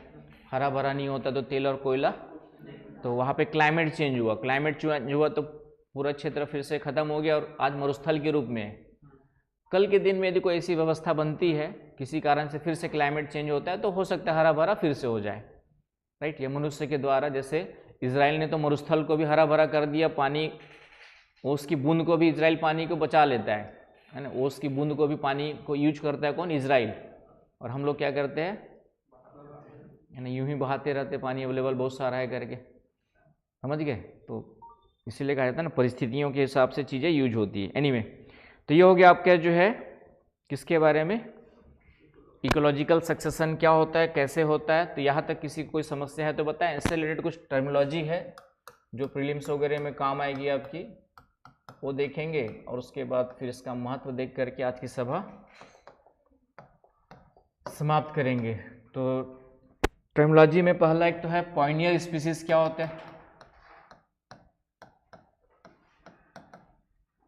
पॉइनियर स्पीसीज, पॉइनियर का एग्जैक्ट हिंदी वर्ड मिला क्या? हिंदी में मिला अग्रणी प्रजाति।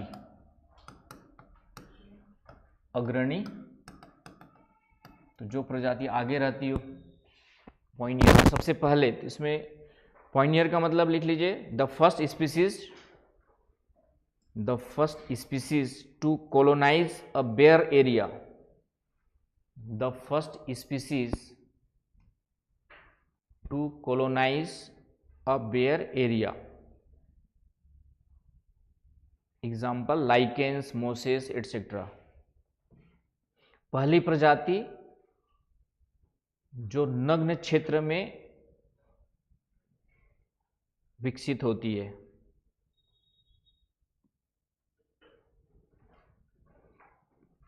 जैसे लाइकेन, मोसेस एटसेट्रा। आया समझ में? तो पॉइनियर स्पीसीज क्या है। दूसरा है, इंपॉर्टेंट है, सेरे या सेरल स्टेज कहते हैं। हिंदी में भी सेरे या सेरल, तो कोई भी इंग्लिश हिंदी वर्ड नहीं है, सेरे या सेरल ही बोलते हैं, है बस ये वर्ड। क्रमक अवस्था, क्रमक अवस्था। तो इसमें लिखिए the intermediate stages of succession. The intermediate stages of succession. The intermediate, sere है, सेरे SERE, ऊपर देख लिया करो, हिंदी मत देखा करो। The intermediate stages of succession, Hindi में लिखिए माध्यमिक चरण, अनुक्रमण का माध्यमिक चरण, बीच वाला चरण। आया समझ में? उसको सेरल या सेरे कहते हैं। तीसरा फिर से वही क्लाइमेक्स कम्युनिटी। क्लाइमेक्स कम्युनिटी, चरम समुदाय, क्लाइमेक्स कम्युनिटी। तो चरम समुदाय समझ ही गए। अंत में the final comma stable, the final comma stable and diverse community.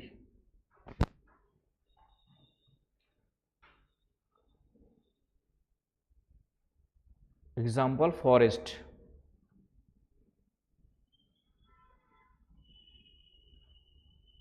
आया समझ में? तो एक तो ये टर्मिनोलॉजी हो गई।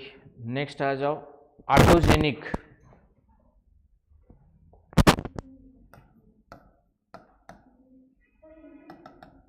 हिंदी में लिखवाना पड़ेगा मुझसे, नहीं लिखवाया है क्या? हिंदी में लिखो, क्या लिखा है भाई हमने? क्लाइमेक्स, अंतिम, स्थिर एवं विविधता से युक्त समुदाय। अंतिम, स्थिर और विविधता से युक्त समुदाय। उदाहरण वन या जंगल। नेक्स्ट है ऑटोजेनिक। ऑटोजेनिक हिंदी में है स्वजनित, ऑटोमेटिक बोलते हैं ना। इसमें लिखे सक्सेशन ड्रिवन बाई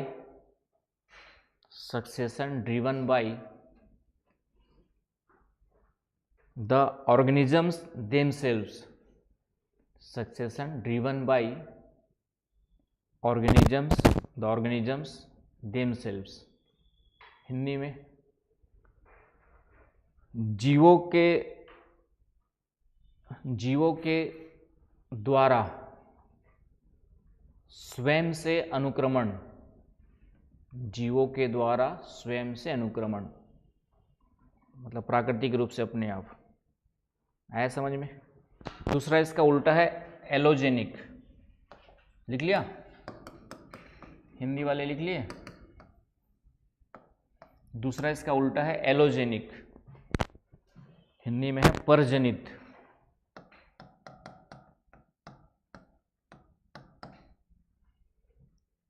इसमें लिखिए succession driven by external factors.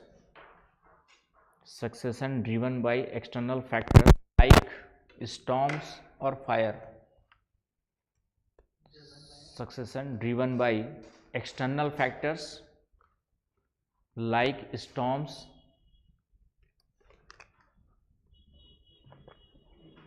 Storms और फायर। हिंदी में लिखिए अनुक्रमण बाहरी कारकों द्वारा जैसे तूफान या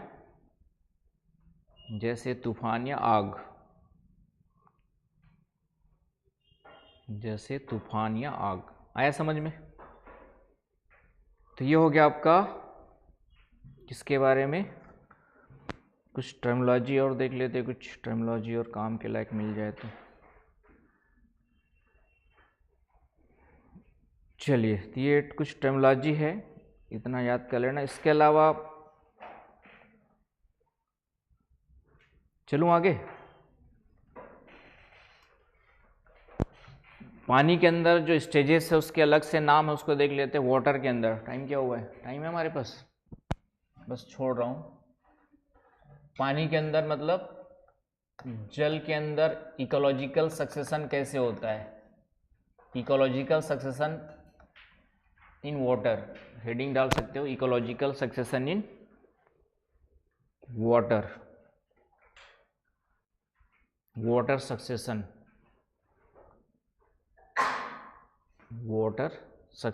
पहला है फाइटोप्लैंक्टन विकसित होते हैं। पहले क्या बनते हैं? फाइटोप्लैंक्टन। हिंदी में क्या कहते हैं? पादप प्लवक। फाइटोप्लैंक्टन। दूसरा सबमर्ज्ड प्लांट्स।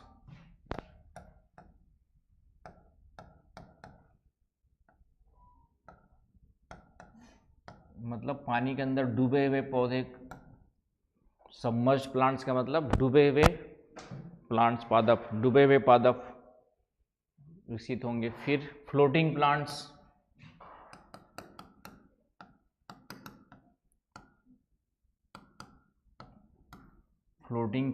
तैरते हुए पादप।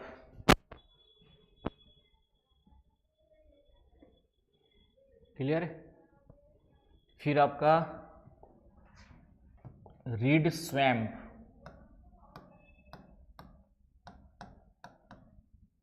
हिंदी वाले भी टर्मिनोलॉजी लिख लिया करो, इंग्लिश में है। इंग्लिश से दुश्मनी पालोगे तो फिर कहीं ना कहीं नुकसान ही होगा तुम लोग को, तो इंग्लिश से भी दोस्ती कर ही लो। रीड स्वैम्प का मतलब क्या हो जाएगा? एग्जैक्टली वर्ड क्या होगा देखो। वैसे तो स्वैम्प मतलब दलदल होता है, तो दलदली क्षेत्र का लिख लीजिए। आपका दलदल मतलब स्थल और जल के दोनों के बीच संक्रमण क्षेत्र आ जाएगा। Read swamp. रीड दलदल लिख लो अभी तो, REE।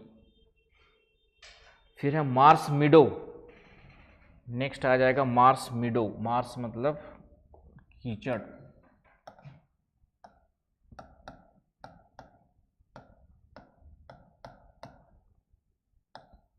मार्स मीडो, कीचड़ वाला चारागाह है, कीचड़ वाले कीचड़ क्षेत्र, कीचड़ चारागाह लिख लो।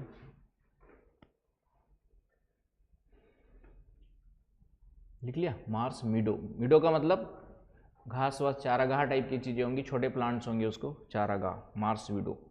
फिर वुडलैंड्स डेवलप होंगे। वुडलैंड्स मतलब कुछ पौधे किनारों पे, वुडलैंड्स कंपनी का नाम भी इसी नाम से बना है, वुडलैंड्स लिख लिया। और लास्ट में है वुडलैंड्स का मतलब वुडलैंड्स ही लिख लेना, जंगल का भी, वुडलैंड्स का मतलब पेड़ पौधों का विकास, ट्रीज का विकास कर सकते हो, वुडलैंड। स्थलों में वुड मतलब ट्री वगैरह का डेवलपमेंट। और लास्ट फाइनली जो बन जाएगा फॉरेस्ट,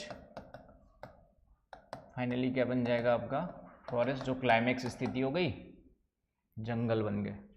तो पानी के अंदर इस तरीके से ये 7 स्टेज चलेंगे यहाँ पे। आया समझ में? पानी के अंदर हाइड्रोलॉजिकल पूछेगा तो ये 7 स्टेजेस समझ में आ गया ना भाई। फाइटोप्लैंक्टन सबमर्ज का मतलब अंदर डूबे हुए होंगे, फिर तैरने वाले होंगे, फिर कीचड़ का विकास होगा, बढ़ते जाएंगे तट की ओर। आपका जो है कीचड़ वाले क्षेत्रों में रिड स्वैम, कुछ मिला रिड का?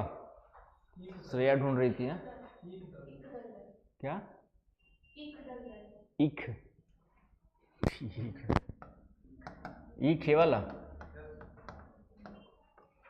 ईख मतलब तो इमली होता है। अच्छा, गन्ना भी होता है। चलिए अब आ जाओ, कुछ आवास के आधार पे अलग अलग नाम दिए जाते हैं। हो गया सबका? लिख लिया? प्रोटीन प्लांट्स नहीं है, फाइटो प्लांट्स है। फ्लोटिंग मैंग्रोव तो लास्ट वाले जंगल हो जाएंगे पूरे।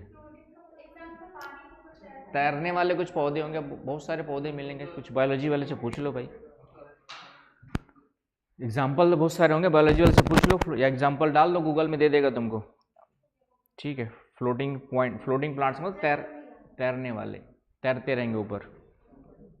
जलकुंभी तो एक खैर हो गया, क्या हाई क्या बोलते, खरपतवार हो गया वो तो, ठीक है, फैलने वाला नेचुरली। नेक्स्ट आ जाओ आपका जो है आवास के आधार पर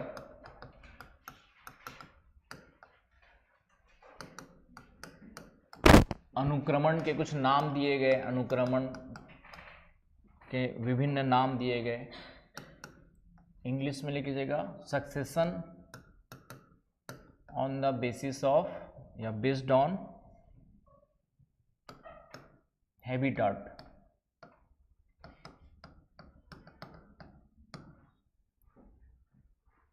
तो हाइड्रोसेरे कहते हैं। हाइड्रोसेरे का मतलब समझ गए होंगे, हिंदी में भी हाइड्रोसेरे ही होगा।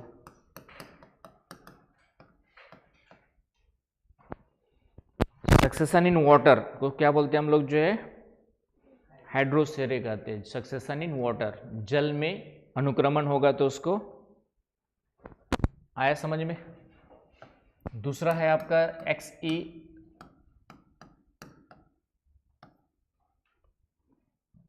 जेरे सेरे, सॉरी जीरो सीरो RO है।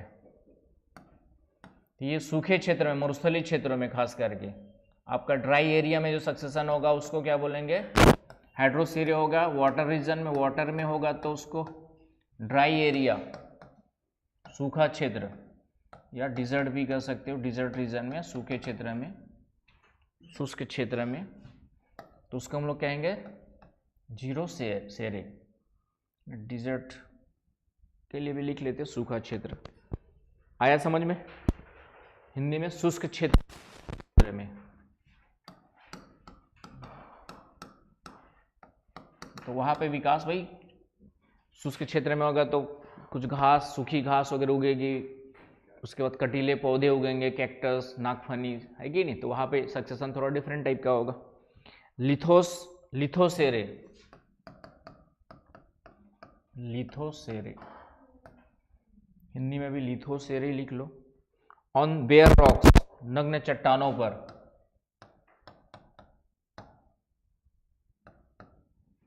ऑन बेयर रॉक्स, नग्न चट्टानों पर। आज सैटरडे किस फ्राइडे है?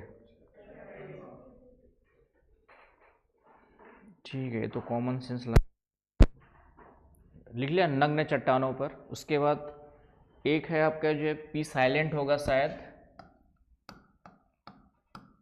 सामोसेरी।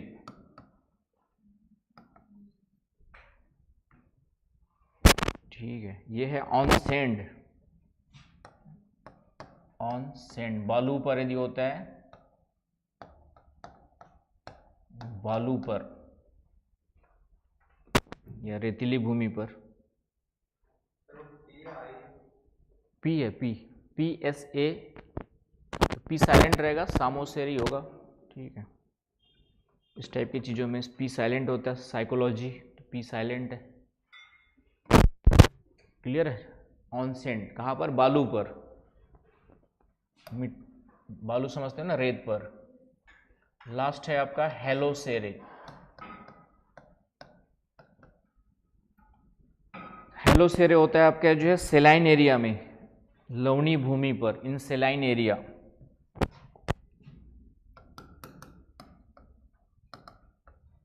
इन सेलाइन एरिया, लवणी भूमि पर, तो उसको हेलोसेरे कहेंगे। तो ये हो गया आपका कुछ टर्मिनोलॉजी और उससे रिलेटेड चीज़ें हो गई। अब लास्ट में महत्व लिखो और आज की सभा समाप्त करते हैं।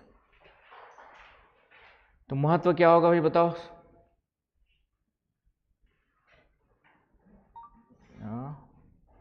पहला लिख लीजिए, पहला पॉइंट बायोडायवर्सिटी में वृद्धि, बायोडायवर्सिटी में वृद्धि, इंक्रीज इन बायोडायवर्सिटी,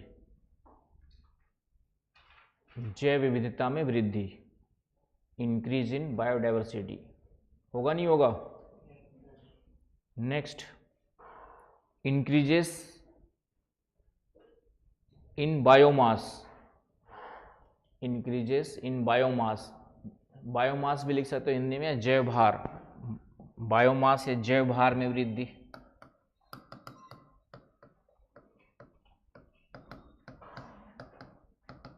तो बायोमास मैंने बताया था किसी भी क्षेत्र में पेड़ पौधे जीव जंतु का जो मास होता है, द्रव्यमान, उसको हम लोग क्या कहते हैं? आपका द्रव्यमान कहते हैं। और इसको मैंने कहा था शुष्क भार के रूप में निकालते हैं, ड्राई वेट के रूप में निकालते हैं। ठीक है, तो ये उस क्षेत्र में कितने पेड़ पौधे हैं, जीव जंतु है, उनके मास को लेकर के चलेंगे। जैसे डिजर्ट रीजन में जाएंगे तो मास कम मिलेगा, सूखे सूखे पेड़ पौधे जानवर भी सूखे सूखे मिलेंगे, और जो हरे भरे जंगल होंगे वहाँ पे, वहाँ का बायोमास ज़्यादा मिलेगा। ठीक है, नेक्स्ट आपके जो है स्थिरता, स्थिरता के लिए महत्वपूर्ण, स्टेबिलिटी, इक्विलिब्रियम, पारिस्थितिकी तंत्र की स्थिरता के लिए महत्वपूर्ण, importance for stability, ecological stability. Next, climate regulation, जलवायु संतुलन, जलवायु संतुलन।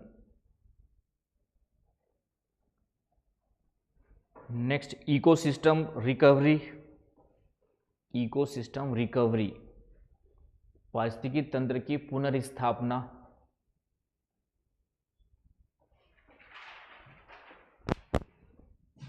और लास्ट है कार्बन अवशोषण, कार्बन सिक्विस्ट्रेशन कहते हैं।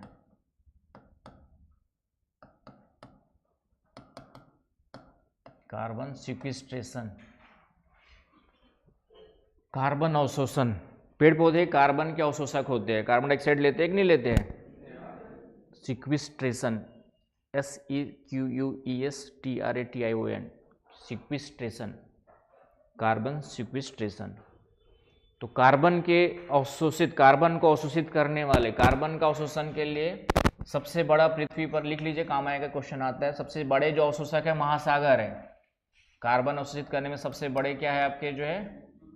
ओशियंस है, कार्बन डाइऑक्साइड को एब्जॉर्ब करते हैं। आया समझ में? ज़्यादा अवशोषण हो रहा है तो फिर कार्बनिक अम्ल बनते जा रहे, इसलिए कार्बनिक ज़्यादा अवशोषण हो जाएगा तो क्या बनता है, वर्तमान में क्या हो रहा है, कार्बन डाइऑक्साइड बढ़ रही है तो अवशोषण भी ज़्यादा होगा। आ रही बात समझ में? तो अवशोषण ज़्यादा होगा तो इसलिए सागरों की अम्लीयता बढ़ रही है, कार्बनिक एसिड बढ़ रहा है, अम्लीय अवशोषण के कारण से कार्बनिक क्या हो रहा है आपका जो है, कार्बोनिक एसिड बढ़ते जा रहा है और इसलिए एसिडिटी बढ़ रही है किसकी, महासागरों की। ये क्वेश्चन आया हुआ यूपीएससी ने, इसलिए बता रहा हूँ। वर्तमान में कार्बन डाइऑक्साइड इंक्रीज कर रहा है तो एब्जॉर्प्शन बढ़ गया ओशियंस का, तो कार्बनिक अम्ल ज़्यादा बनते जा रहा है, इसलिए एसिडिटी बढ़ रही है किसकी, ओशियंस की, महासागरों की। तो ये कार्बन अवशोषण के लिए ओशियंस होते हैं। फिर सेकंड नंबर पे फॉरेस्ट आते हैं। सेकंड नंबर पे कौन आते हैं, फॉरेस्ट, जंगल अवशोषण करते हैं। फिर उसके बाद वेटलैंड्स भी करते हैं, आर्द्र भूमि ये भी अवशोषण करते हैं, और फिर मिट्टी भी करती है, मिट्टी, मृदा, सॉइल। तो ये सब कार्बन सिक्वेस्ट्रेशन सोर्सेस कहलाते हैं, कार्बन को अवशोषित करने वाले सोर्स कहलाते हैं। आया समझ में? आई ना बात समझ में? तो ये आगे पढ़ेंगे एक टॉपिक, कार्बन सिक्वेस्ट्रेशन वगैरह आएगा, ग्लोबल वार्मिंग, क्लाइमेट चेंज के साथ पढ़ेंगे। तो this is the end of today's class ecological succession. तो उम्मीद करता हूँ सबको समझ में आ गया होगा अच्छे से।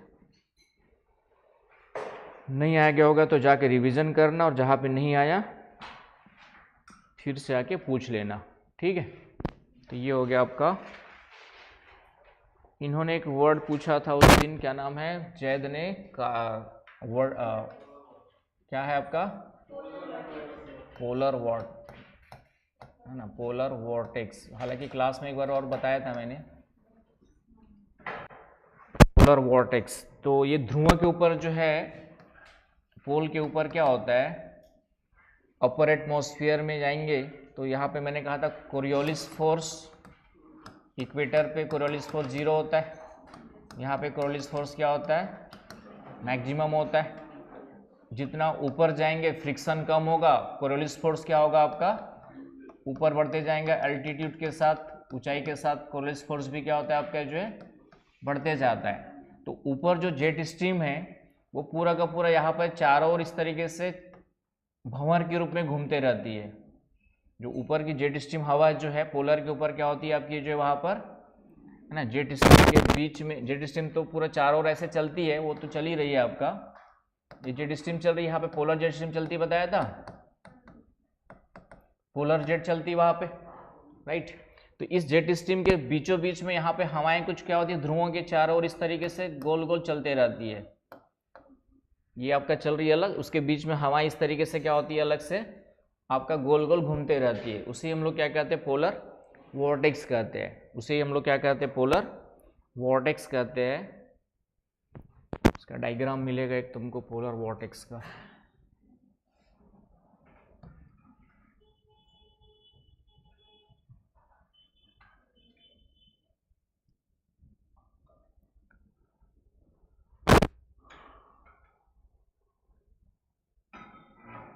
स्ट्रॉन्ग पोलर वॉर्टेक्स का भी दिखा रहा है।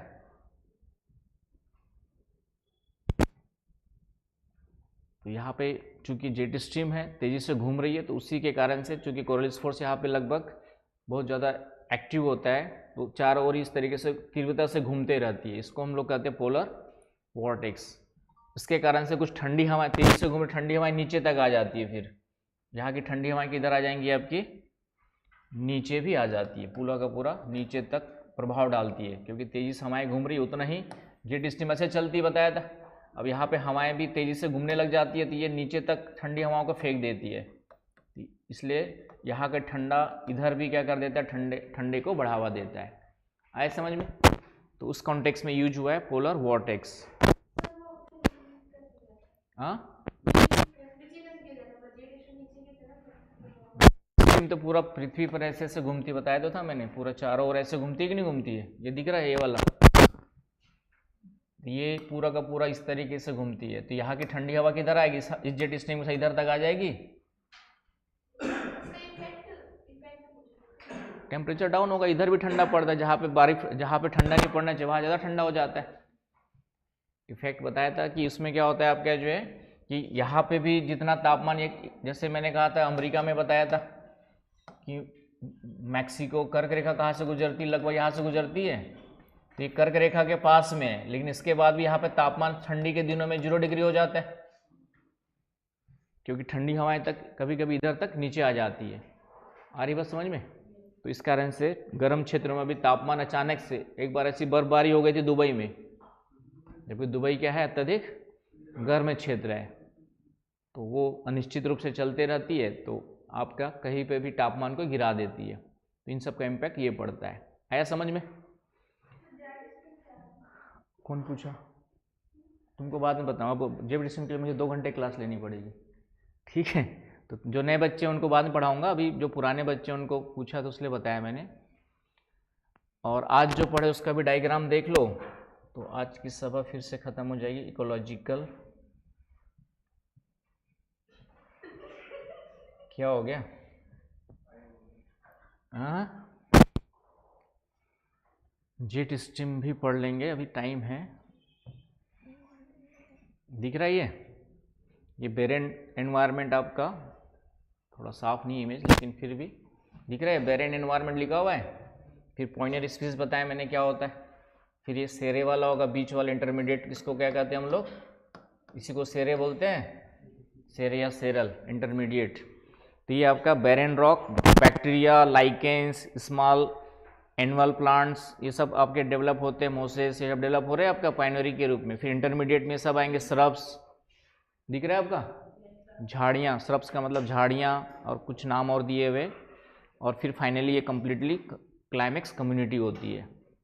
तो ये डायग्राम मोबाइल से निकाल के ये नाम लिखा है, बैक्टीरिया, ये सब प्राइमरी पाइनियर्स में आएंगे, सब आपके श्रब्स वगैरह आ जाएंगे। तो इस तरीके से क्या होता है आपका प्राइमरी सक्सेशन चलता है। जंगल में आग लग गई तो सेकेंडरी स्टार्ट हो जाएगा। तो यहाँ तक कोई समस्या है आज की क्लास को लेकर के तो बताएं। चलिए, तो आज के लिए इतना काफ़ी है, ठीक है। और नेक्स्ट क्लास कब होगी? मंडे को। मंडे को तुम लोग का टेस्ट कॉम्प्रिहेंशन सॉल्विंग भी बताना है, कॉम्प्रिहेंशन कैसे सॉल्व करते हैं। कल कुछ बना पा रहे थे? देखो, कॉम्प्रिहेंशन सॉल्व करने का कुछ चीज़ें तो बता ही दूंगा, लेकिन वो पूरी तरह से तुम लोग की अपनी मेहनत पर है, तुम लोग की अपनी समझ पर है, क्योंकि आपको पैराग्राफ पढ़ करके क्या करना है, आंसर देना है। तो ये जब पूरा सिलेबस पढ़ लोगे आप, सिलेबस पढ़ लोगे का मतलब है आपका कॉन्स्टिट्यूशन भी पढ़ लोगे, इकोनॉमी भी पढ़ लोगे, एनवायरनमेंट पढ़ ही रहे अभी हम लोग, ज्योग्राफी भी पढ़ लोगे, साइंस एंड टेक भी पढ़ लोगे, और बहुत सारी चीज़ें और पढ़ लोगे। इसी से, इनमें से ही किसी न किसी से रिलेटेड क्या होते हैं आपके जो कॉम्प्रिहेंशंस होते हैं, ज़्यादा होते हैं एनवायरनमेंट वाले। मैंने कहा एनवायरनमेंट वाले क्यों होते हैं, क्योंकि आपके एग्ज़ाम के साथ साथ इंडियन फॉरेस्ट सर्विस वाले बच्चों की एग्ज़ाम भी प्रीलिम्स में होती है। तो एनवायरनमेंट की अच्छी समझ है, तो एनवायरनमेंट वाला कोई भी पैराग्राफ दिया रहेगा समझ में, जैसे मान लिया कोई पैराग्राफ दिया, उसमें पारिस्थितिकी अनुक्रमण वर्ड यूज किया हुआ है, आज से पहले आप लोग को इसका मतलब नहीं पता था, ठीक है, थोड़ा बहुत पता होगा, लेकिन उतना ही बस नाम का मतलब ही पता होगा, ठीक है, इतना डिटेल में थ्योरी। हाँ, तो समझ गया, पढ़े तो हम बहुत सारी चीज़ें हैं, लेकिन पता किसी को नहीं होता, वो ऊपर ऊपर पता होता है कि सीक्वेंस में क्वेश्चन आते तो बन जाते क्या, ठीक है। पूछूं उसी में से, अभी पढ़ाया नहीं, इसको पूछूं? चलो बताओ, ठीक है, कि क्या नाम है, जो नहीं पढ़ाया वो पूछता हूँ। मोनोक्लाइमेक्स और पॉलीक्लाइमेक्स क्या होता है? मोनोक्लाइमेक्स, पॉलीक्लाइमेक्स और क्लाइमेट पैटर्न, क्लाइमेक्स पैटर्न में डिफरेंस बताओ। वाह ठीक है ना, उसी का पार्ट है, बस ये है कि जीएस में ज़रूरत नहीं, तो पूरा ही पढ़ना था, ठीक है। चलिए मान लेते भाई।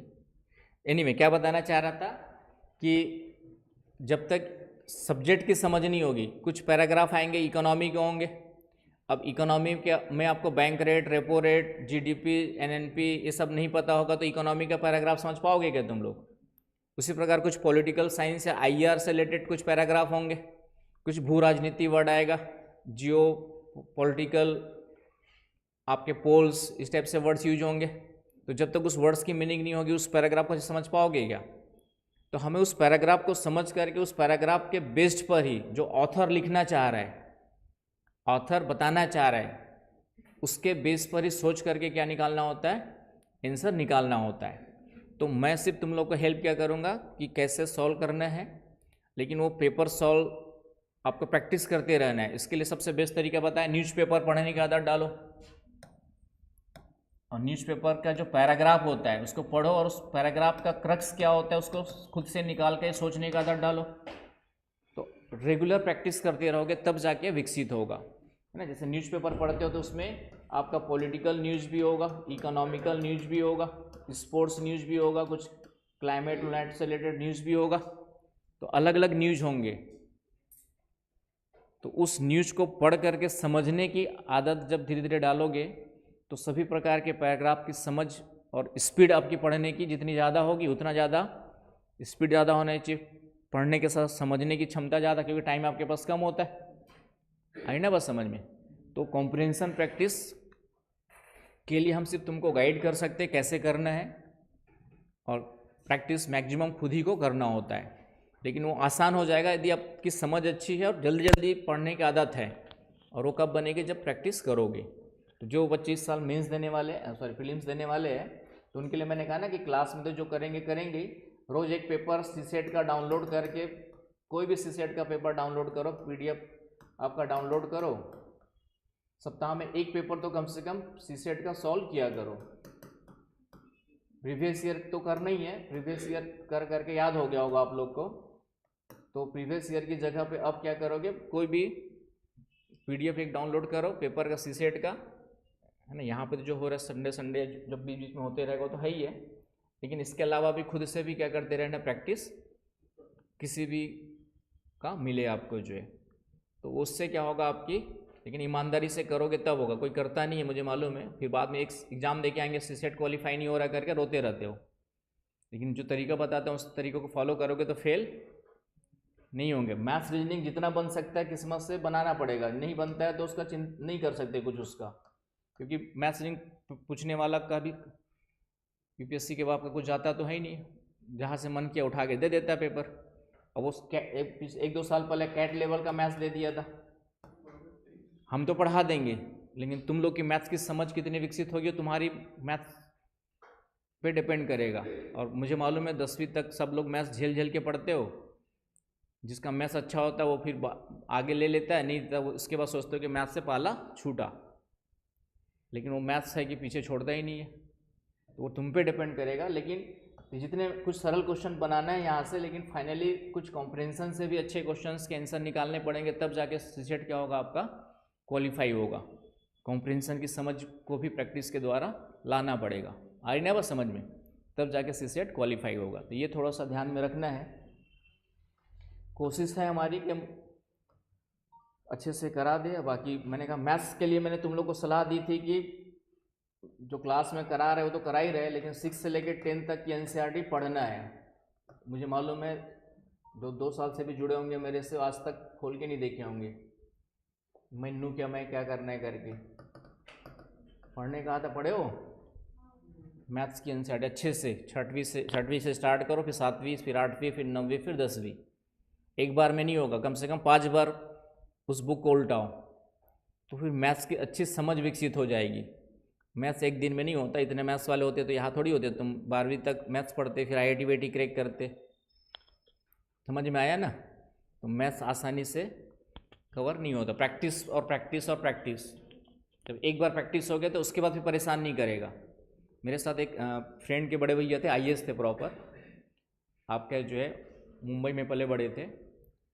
तो सोचो कि वो उनको नौकरी करते हुए सिलेक्शन लिए 20-25 साल हो गए थे, लेकिन वो 25 साल बाद भी कोई भी मैथ्स का क्वेश्चन दे दो उनको, वो खड़े खड़े ट्रिक में दिमाग के निकाल के आंसर। हम तैयारी करते, उस समय हम तैयारी करते थे, और हम तैयारी करें तो भी नहीं निकाल पाते थे। हालांकि हमारे समय सीसेट नहीं था उतना, ठीक है, तो 2007 या 9 के बाद आया तो लेकिन उनके मैथ्स इतनी स्ट्रांग थी कि सोचो कि 25 साल पहले तक अभी तैयारी किया रहा होगा, लेकिन आज भी उनको कोई भी क्वेश्चन पकड़ा दो वो खड़े खड़े ट्रिक करते थे, ऐसा ऐसा करते थे और तुरंत निकाल के दे देते थे। तो एक्स्ट्रा ऑर्डिनरी थे, ठीक है। वो बात अलग था कि उनकी education Saint Xavier college, top most college of Mumbai, वहाँ से पढ़ करके आए थे, ब्रेन भी साफ था। तो लेकिन मैथ्स का मतलब ही होता है कि आप कभी भी ये नहीं बोल सकते कि बहाना नहीं मार सकते कि रिवीजन नहीं किया है, तैयारी नहीं किया है, क्योंकि वो ट्रिक्स कुछ चीज़ें होती है वो हमेशा दिमाग में बैठी होनी चाहिए। तो वो प्रैक्टिस करना ही पड़ेगा, उसके बिना कहाँ, और एक बार में नहीं होगा, बार बार 10 बार पढ़ना है तो 10 बार पढ़ो, 10 बार क्वेश्चन सॉल्व करो, जितने क्वेश्चन मिलते डालो सॉल्व करो, प्रैक्टिस एंड प्रैक्टिस। चलिए आज